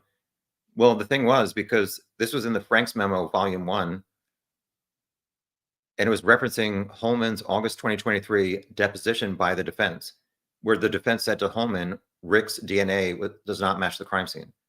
So I would not say that, I mean, some people say Holman is a liar, but I don't think he would lie in that deposition and say, yeah, it's correct. Rick's DNA does not match the crime scene. However, Holman thinks there's a lot of other stuff that points towards Rick being the killer. So hopefully we'll find out more about this DNA at the trial, which obviously the defense is going to bring up. That's a huge thing for them to say DNA at the crime scene did not match him. We shall see.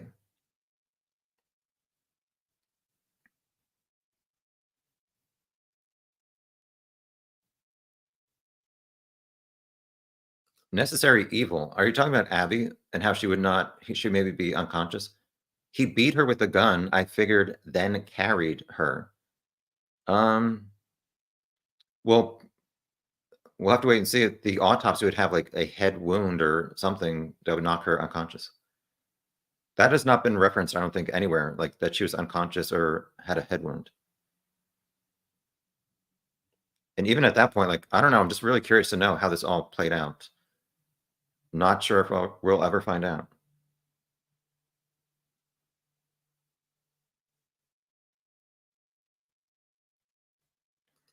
Libby heard, well, Libby, sorry, let me read it.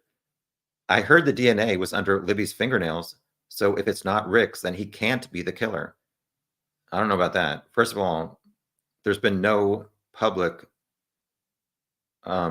explanation about the DNA, the type, or where. So that's just a rumor that was under her fingernails.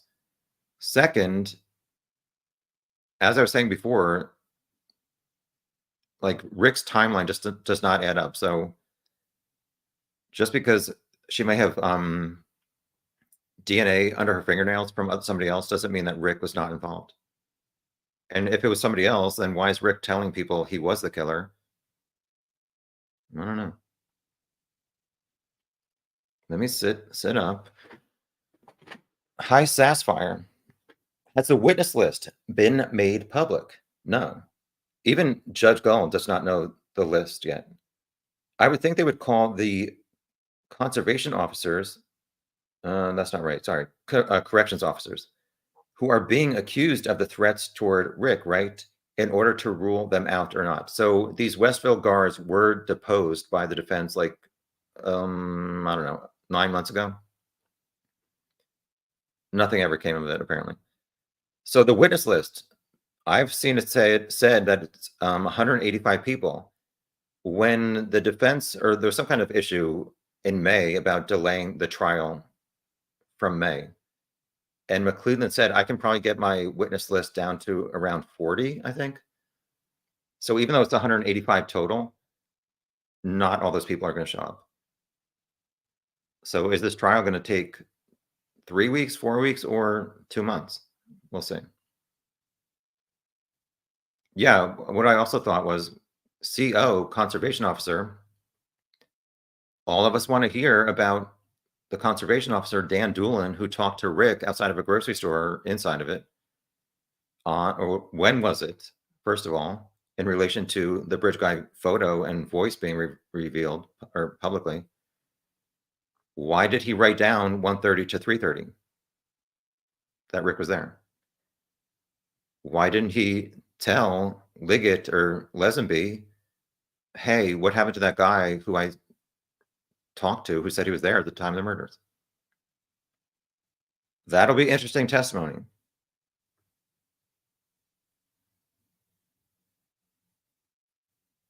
Hi, Ellie Joe. I'm not highlighting that.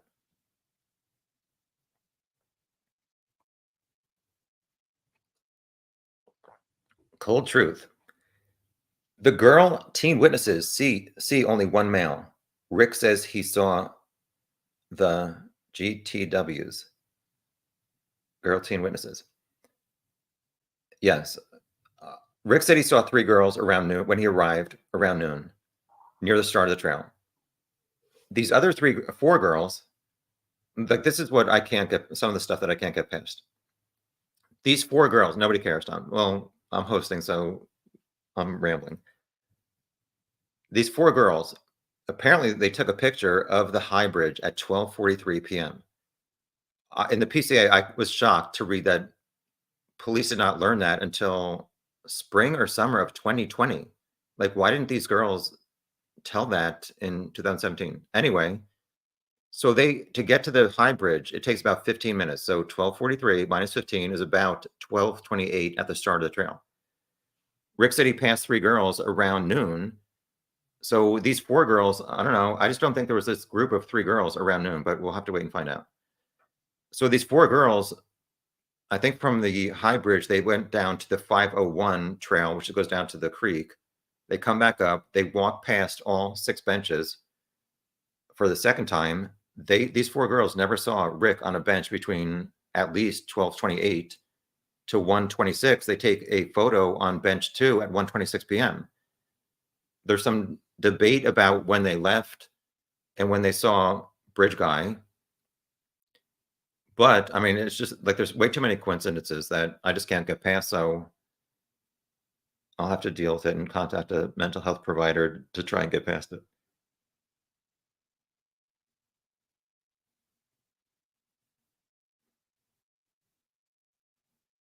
Hi, Sharon.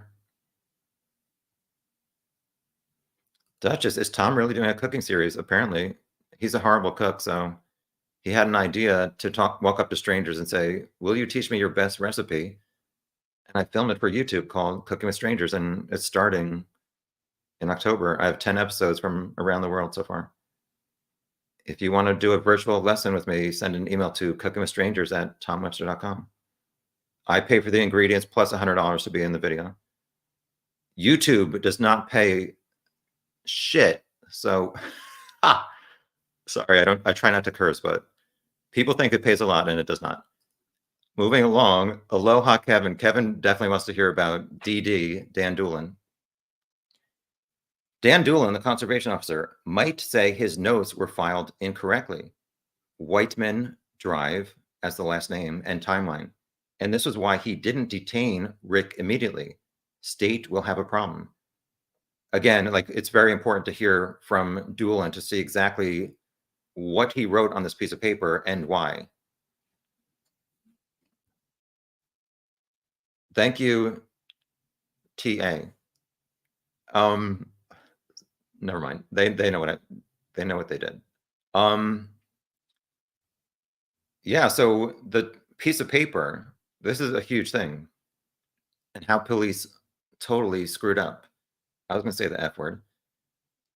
This piece of paper by Doolin, apparently the defense said Rick called the police station or something and said, I was at the trail. He was told to go meet somebody at the grocery store, and there were so many police officers busy doing stuff. So I guess this conservation officer was at the grocery store talking to some people and meeting people about the case, not about 2-for-1 coupons. Sorry. So on this piece of paper, it says 1330 to 1530, which is essentially 1:30 to 3:30. So why did he write that down?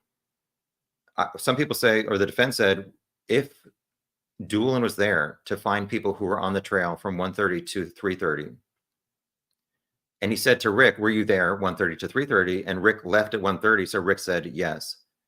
So Doolin, like, wouldn't Doolin say, okay, exactly when were you there? Not just, I don't know, it just doesn't flow that Rick would say yes and Doolin would not follow up. We know police make mistakes. Whiteman, Rick lived on Whiteman Drive in Delphi. And it was apparently entered into the FBI system incorrectly that Rick's name was Richard Allen Whiteman. So Allen was his middle name. So I think Doolin wrote down just like Whiteman as his street address, put this piece of paper in a bin. And when the FBI Orion system was ready to be assigned this case, somebody else picked up the piece of paper and just entered certain things incorrectly. So it's annoying that I've said stay tuned 89 times in the past few live chats, but stay tuned. The Royal We, where did you go in Ireland? I just got back. I went to Cliffs of Moher. My grandmother was born in County Mayo, so I went for one night in Charlestown. That was my first episode of Cooking with Strangers. Some random guy taught me how to make scones at 9:30 p.m. So that's the first episode. Then I went to Dublin for one day before Italy for a week, where I filmed like 7 episodes of Cooking with Strangers. Candy Cane says, I mean, Rick would be acting like this if he didn't get arrested. He looks pretty happy in the bar pictures with a sketch of Bridge Guy on the wall. I don't know about that.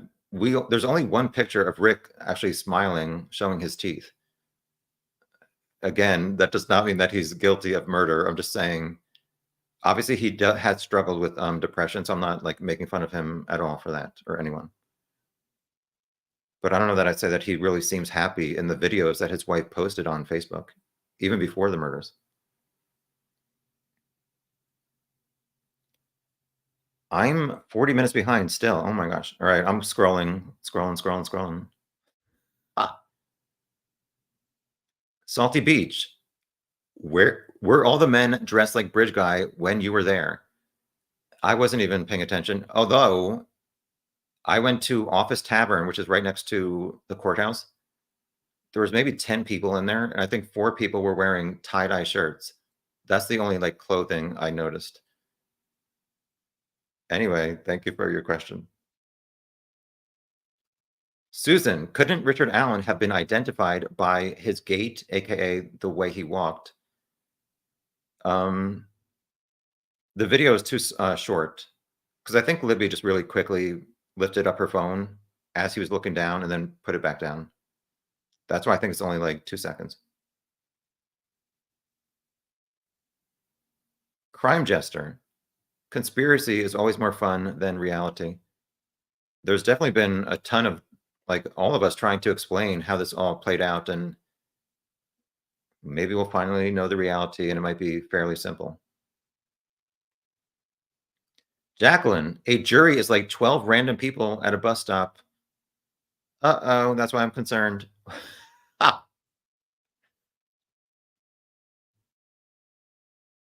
necessary evil. Indiana, this person, necessary evil, thinks Indiana is like 17th or so for crimes against children sexually, right? Thank you. I thought it was like 40 something that somebody posted one time. Hi, Delphi dummies. Hopefully you're getting a lot of content from my dumb assery. Aaron agrees with me and Patricia. You can't just throw someone under the bus with no evidence, like, and just say publicly, repeatedly, these odinists killed Abby and Libby. The defense has said there's significant evidence showing that BH and PW were involved in the murders. Richard Allen does not know BW or PH, therefore he could not be involved in the murders. Eye roll. Like, that was like, I mean, really, I like rolled my eyes like at that logical reasoning. It's not logical. Next.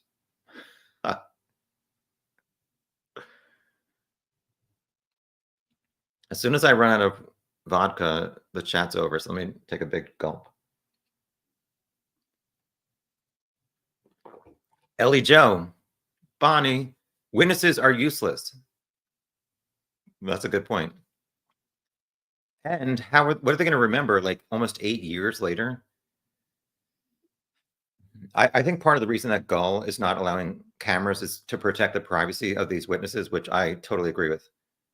Speaking of eye rolls, I think that like a camera on Judge Gull, she probably doesn't want all of us to see her expressions.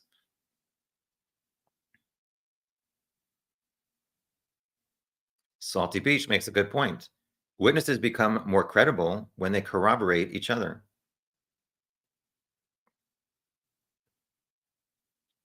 As you all know, I want to know about the eyesight of witness 4, and that's not a diss against her. She was 50 feet away from this man on platform 1. I want to know, is she wearing prescription glasses, contacts, yada yada yada? How long does he turn over to look at her at the start of the trail? Very interested to know witness 4's testimony. Big fish, small pond. I'm sure they can do much more now that they have AI and stuff. So hopefully they are reanalyzing the voice. We shall see what they've been doing. Hi, Hooky Bricks Hooky. If Rick could be recognized in the Bridge Guy video, whether by appearance or voice, then one of his colleagues at CVS would have reported him to the police. After all, we spend a lot of time with colleagues. That's a very good point. I want to know how many out of these 70,000 tips mention the name Richard Allen or the guy who works at CVS. It's a very good point, and the defense absolutely should bring that up to put doubt in the minds of the jury.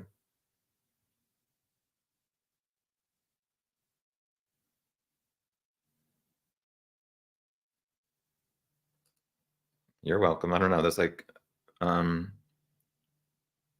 down to 35 minutes behind. Let me go back or go forward. Good point, SP74.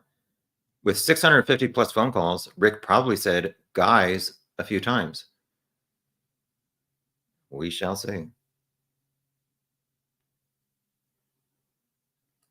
Kevin says the defense does not need the third party perpetrators, doesn't need to prove Rick's innocence. They will counter the state's 6 points against Rick, try to convey reasonable doubt to the jury. Might work if state doesn't have more. Well, this week, Kevin, I don't know if you saw my summaries at the beginning. Even the defense said there's a lot of evidence that has not been made public yet.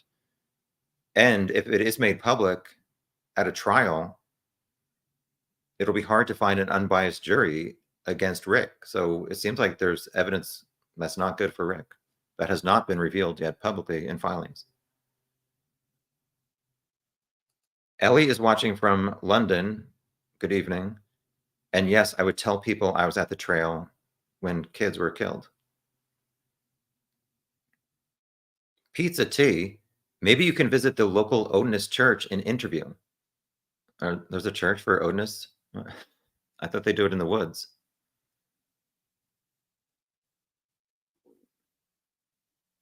What are we at? We just passed 2 hours. A maximum of 28 more minutes for anybody who's planning the rest of your night or day.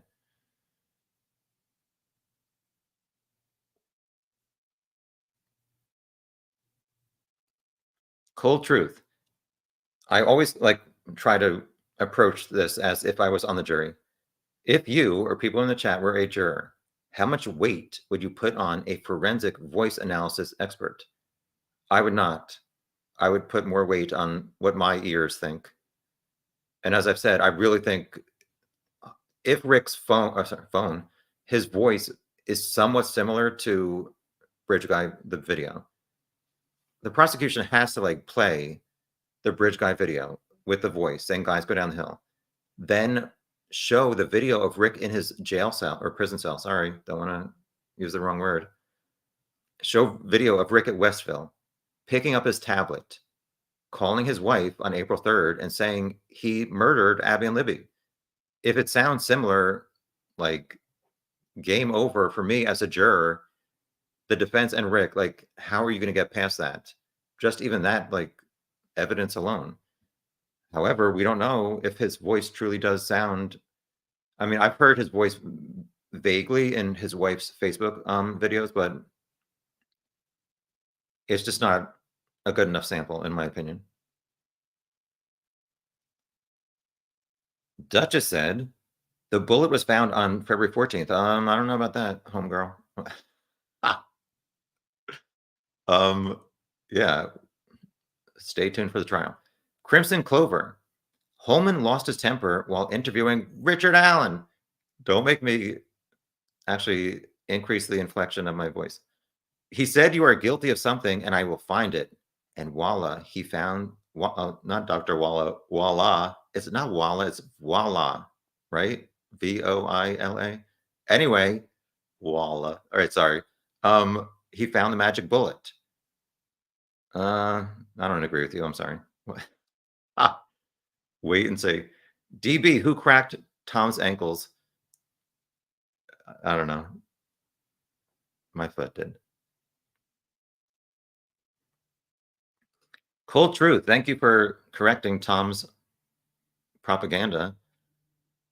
Ashley Garth is not the person in this original quote unquote story with Derek German, Libby's father. This rumor was started by a podcaster with an agenda. All right. Thank you for clarifying. I'm sorry if I said the wrong thing. Yikes. C. Who has seen the autopsy reports to confirm there is no time of death? The defense has referenced it in their filings, and they're when they're talking or whatever, not talking during the hearings, they've not been released publicly.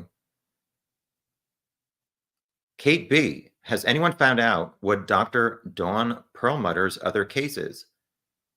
No, I have other things to do. Yeah.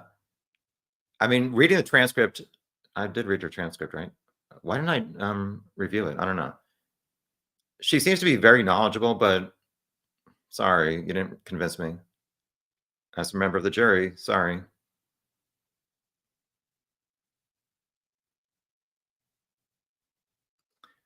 Talking about, would you tell people you were on this trail soon before 2 kids got killed or anybody got killed? This account, I'd be telling people and trying to remember and write down any details I could remember and where I was and approximately when Also, save my clothing and talk to police with a lawyer. Well, we know Richard Allen said he got there at noon-ish, passed 3 girls, looked at a stock ticker, went to Highbridge, stood on platform 4. He said after that he went and sat on a bench, but nobody saw him on a bench. He also said he saw vehicles parked at the Mears parking lot, which you guys know where that is. But in 90 minutes from noon to 1:30, he only saw 3 girls around noon. So where are the adults who drove those cars at the Mears parking lot? Thank you. Seriously, though, I think that's important. Very interested to know, what do Rick's phones show? It's not nothing has been revealed in anything. I don't know. Do they still have the data from 5.5 years ago?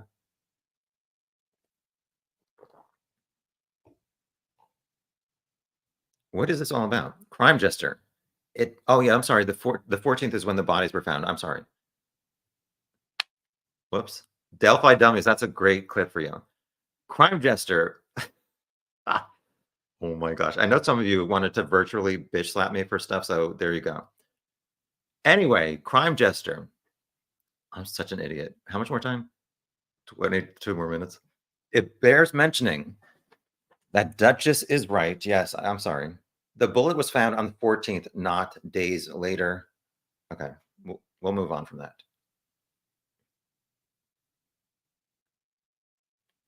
Duchess, I'd be careful with your feelings. I think Richard Allen revealed how it played out in his letters to the warden. I just have a feeling. I don't know. I mean, his motivation was apparently revealed. I think that was to Dr. Walla, and it was like maybe just sexual. I don't know. We'll have to wait for the trial.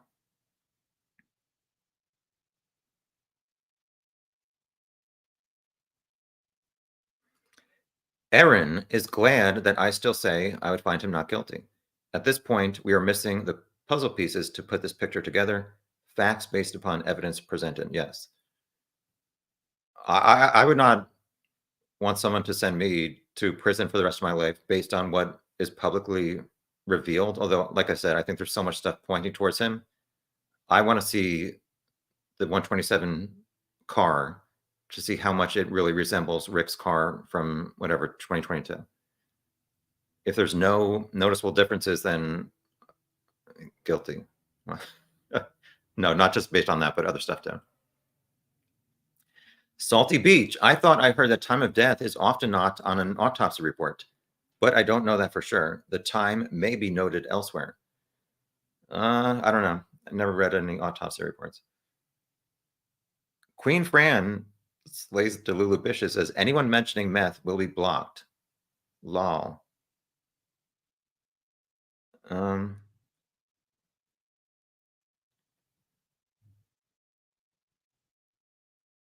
Kevin says, I don't understand why all these people that heard Rick's confession didn't get him to sign a sworn statement.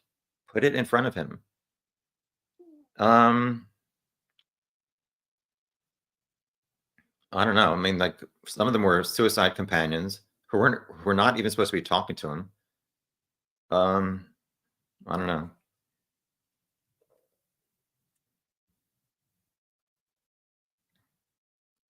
Commentator route. The bullet was found on the 17th. We'll have to wait for the actual facts and not just rumors. I'm not saying you're like spreading a rumor, but as I said before, there were 5 to 6 crime scene investigators who the guy who did the blood spatter analysis based on photos. Will there be a photo of the bullet or whatever, it's the unspent round that shows the bodies in the same photo? If so, it was found on the 14th. Stay tuned for facts, not rumors. But I mean, I'm not saying you're spreading that rumor, commentator route. I'm just saying a lot of people have mentioned that. So we'll find out. I don't think the unspent round is going to be what convicts or proves that Rick was there at 213 or not.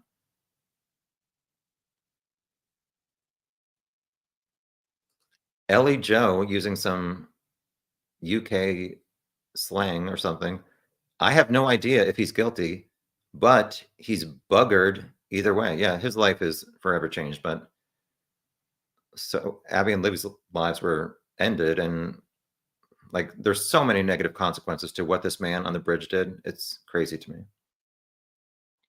Whenever I've seen like a headline that says someone was murdered, I mean, obviously I think it's horrible, but I've just never realized the absolute crazy number of negative consequences and people affected by these murders and stuff. And not just that, but like the money and all this other stuff. Again, it's like not obviously lives are more important than money, but just so many negative stuff happens.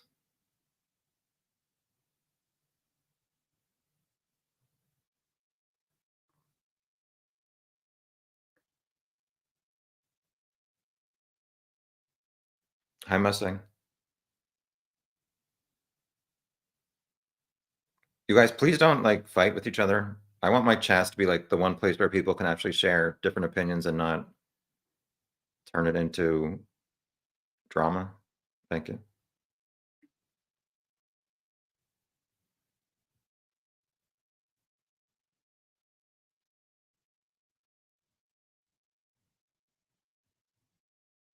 Kevin says, if he's in custody telling law enforcement representatives repeatedly confessions, they would ask him to sign a statement. Police told me this directly. I'm very interested to know his, like I said, everything he said, essentially, October 13th and the 26th to Holman. The defense at one point were trying to suppress that October 26, 2022 discussion with Holman, but they dropped that. That was supposed to be part of the hearings a month and a half ago. And like either the day before or the day of, the defense said, no, we no longer want to suppress that October 26, 2022 discussion with Holman. So what was in there that the defense wanted to keep out from the jury? We'll see. High Nevada Tan. It was his ceremonial CVS issued box cutter. What makes it ceremonial?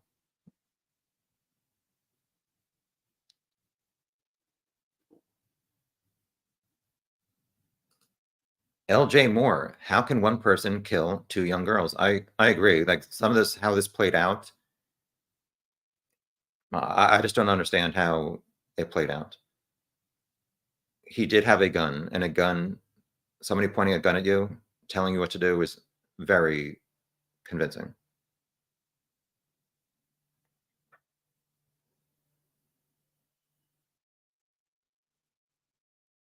How much more time? Like 16 more minutes.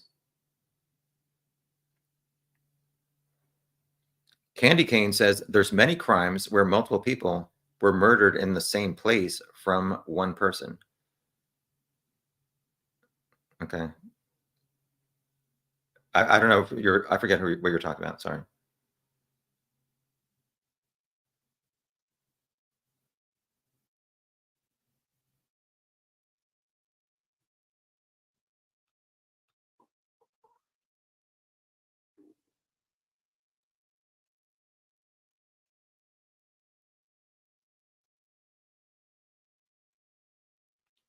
The royal we said to Kevin, they didn't have him sign anything because then they'd have to call his attorneys to avoid a Miranda violation. They used companion inmates who were in reality state actors as loophole. Well, okay, some decent points there. But he also like called his wife and mom and wasn't they're not state actors as the prosecution has said. So even without some of these confessions to like state employees like Dr. Walla, corrections officers, inmates, there's still him calling his wife and mom saying, I'm guilty of this crime.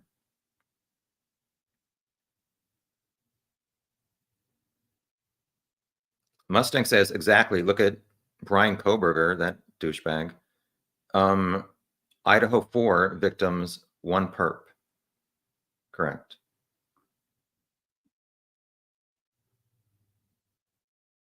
Who is Lisa Speck? Lisa Speck killed like 8 or 9 people. Never heard of her. It's probably a good thing.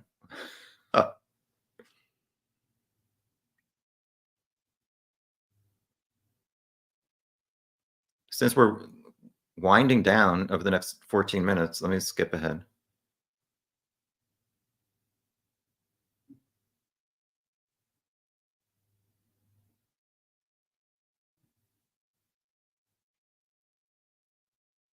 Some interesting comments that I'm not highlighting on the screen.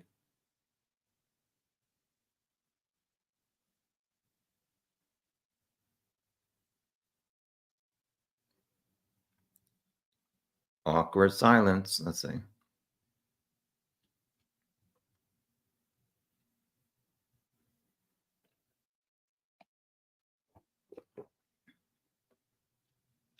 True crime fangirl. I really just want Indiana State Police and Carroll County to address the public on the numerous mistakes made. Word up, sister. I have a big problem with losing 70 days of interviews. It's so sus, in my opinion. It's not sus, in my opinion, for the 70 days of interviews. I think it was like a technical difficulty like I had before. Well, that was user error, but we'll avoid that. Yes, the first part of your sentence, I totally agree with you. If you live in Carroll County, demand some answers. Thank you, Aaron. I really appreciate it. Thanks for remembering the baby girls murdered Libby and Abby. I'm forever changed when I met the Delphi. Oh, sorry. I was forever changed when I met the Delphi family at CrimeCon. Always remember the victims, and thanks for keeping it real in your chat room. Yes, hopefully these family members, obviously their lives are forever worse because of what happened, but one of my biggest concerns is that they're looking forward to this trial to finally have, it's not closure, but obviously like closure about who did this and being held accountable. I don't know. I just want these people to like finally have some kind of relief. And if it's, I just want the correct verdict. So I don't want like Rick to be found guilty if he's innocent. But if he's guilty, I don't want him to be found innocent. And these family members, like a not guilty verdict is read and they're just like going to be so upset. Okay.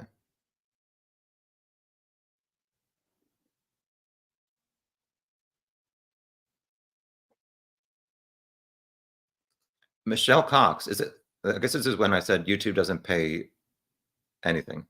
Is it like $7 per 1,000 views? I don't know. All I know is actually this is my iconic shirt from my cringeworthy intro on camera to my first Delphi video, which got me into this mess. Anyway, that video has like, after a few years, I never really look at my YouTube settings and stuff like that. The video after 3 years had 150,000 views. It's 2 hours and 11 minutes long. I spent over 300 hours researching and making it. After 3 years and 150,000 views, it said I made from YouTube $318 in advertising revenue. Then I have to pay like 30% ish in taxes. And like that's less than an hour for my time. Sorry, $1 an hour for my time, which I'm not complaining. I'm just explaining and moving along. Ah, hi, Cindy. Kate B, where was Richard at 4 a.m.? According to his wife, he was home at that time. Salty Beach. It seems like some people really want this to forever remain a mystery. I don't. I want it to be resolved in 2 months. We shall see. So if you're wondering if Rick is found guilty and there's an appeal, am I going to be, I know some people say, oh, these YouTubers, they're going to be dragging out this case as long as possible to make money off of killed kids. And I'm not going to be spending a lot of time on it if there's like a guilty verdict. However, I do have interest in like, I'm not a journalist or anything. Sorry, Baldwin. Time for journalists to do their job. I would be interested in interviewing certain people, but again, I'm just like some random clown on the internet. So not sure what's going to happen. We'll see.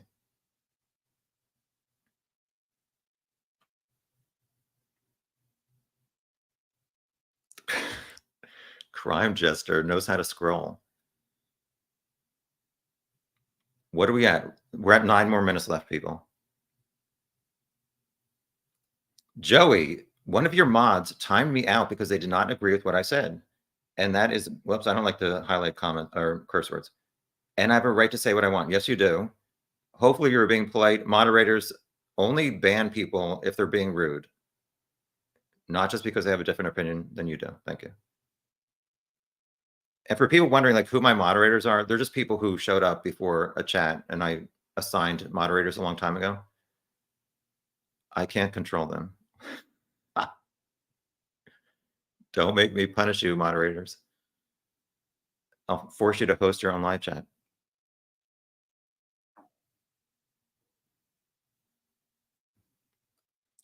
Bungalow fueler? What makes someone decide to cover two girls with sticks, photograph them, and then post it to Facebook? And what makes them then decide to lie about it long before anyone knows it implicates them? So you're talking about the supposed odinist BH, who did this in 2012.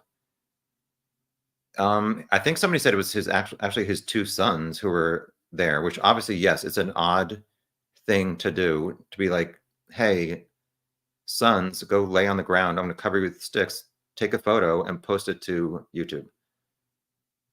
It's suspicious. I agree, bungalow. But I don't know that it means that he was involved in these murders. I've not seen anything to prove to me that BH was involved. Sorry. Hi, Dan, curious contrarian. It's pudding time. So I'm going to use your $4.99 to buy pudding. Thank you. I haven't had pudding in years. I guess I'll use your $4.99, and then YouTube takes 30%. And you nosy ass bitches, who want to know about money, YouTube takes 30% out of all these contributions. Thank you, everybody who's joined. Thank you to my moderators. Thank you to my members. Thank you to these very nice people who gave me their hard-earned money. I truly appreciate it. When is my next live chat? When is there going to be an update? I don't know. We have to wait and find out what the defense is going to do about being denied the third-party stuff. DB, you all got to hang out at better bus stops?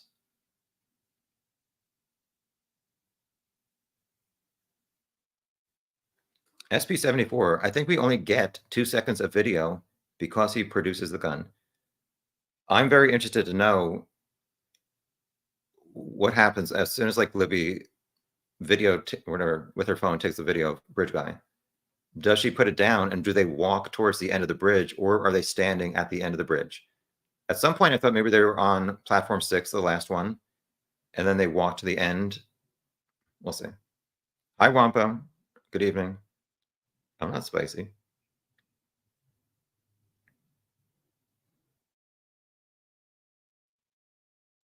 Jacqueline says she thinks the conservation officer knew Rick. So the conservation officer is now, I think he's, I don't like to spread false facts, but he may be like the chief of the Delphi Fire Department. He works for the Delphi Fire Department. So he seems to be a local. Jacqueline thinks he knew Rick, possibly from CVS or somewhere else, and considered him an upstanding Delphian. Could be. And he could have thought there's no way he's a killer. And I think it's important to remember that it's highly unlikely that Rick showed up to this grocery store wearing this blue jacket.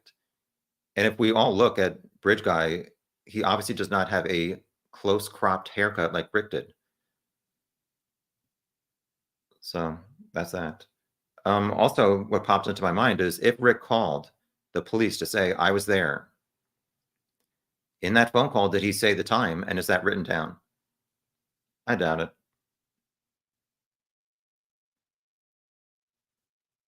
LJ Moore, there has to be DNA of the killer. I don't know that there has to be. At what point would he have killed or touched their bodies? Obviously well, that's a good point. Sorry. But I was just saying, like, if he's cutting with a knife, you don't have to touch the body. Also, I was going to say he did drag Libby's body by her arm or her wrist or something. So I'm curious to know what did the autopsy show about like that wrist, about any kind of like fingerprints or what? I don't know.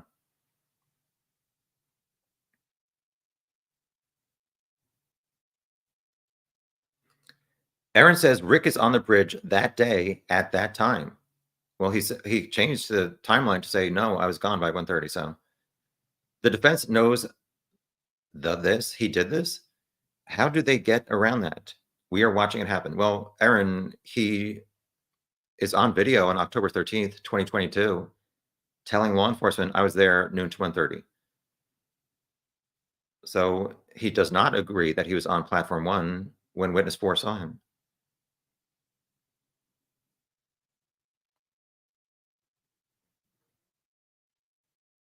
What are we at here? Uh-oh, 3 more minutes.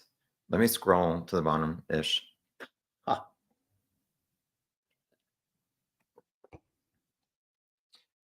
I'm still like 20 minutes behind. Voila! Thank you, SP74.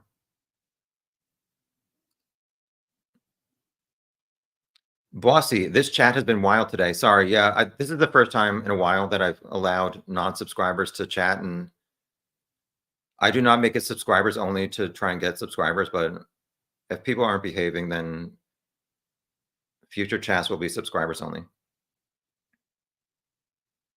I love babysitting adults. Okay.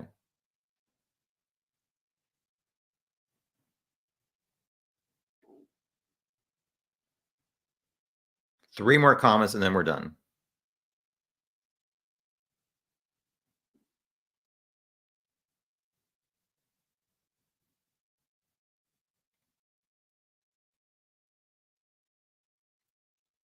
If I can find 3 comments worthy of highlighting.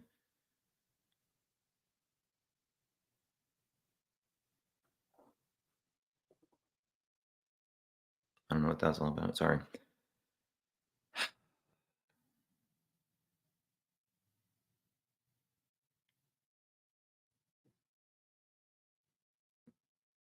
Sorry, like a lot of these comments are just like some whack stuff. Maybe I'll just end it.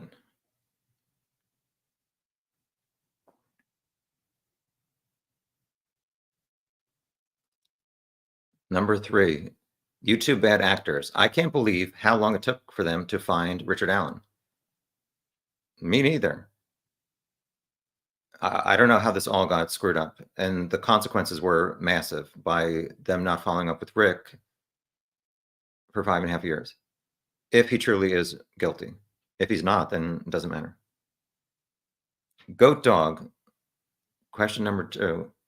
You should do your live streams in your, it's a recliner, not a chase lounge. Thank you. I thought about it and it would be too disrespectful to the topic to do that, but I want to. Last one. Let me sit up for it. Hi, Peter. We're ending. You didn't miss anything.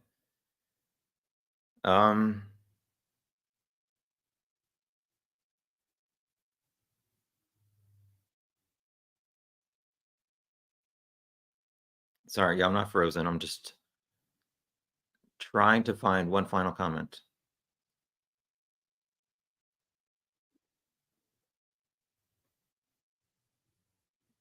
Richard Speck killed 9 nurses. All right, not Lisa. Sorry. Here we go. Final comment. Mustang. Hopefully, finally, soon, justice for Abby and Libby. Thank you all, as always, for sharing your thoughts. Although I think some of your thoughts in the chat were inappropriate and not polite. Until next time, I'll, as always, do a community post saying there's stuff to talk about. So we'll see. Trial's supposed to start 4 weeks from tomorrow. Have a good evening, day, afternoon. Goodbye.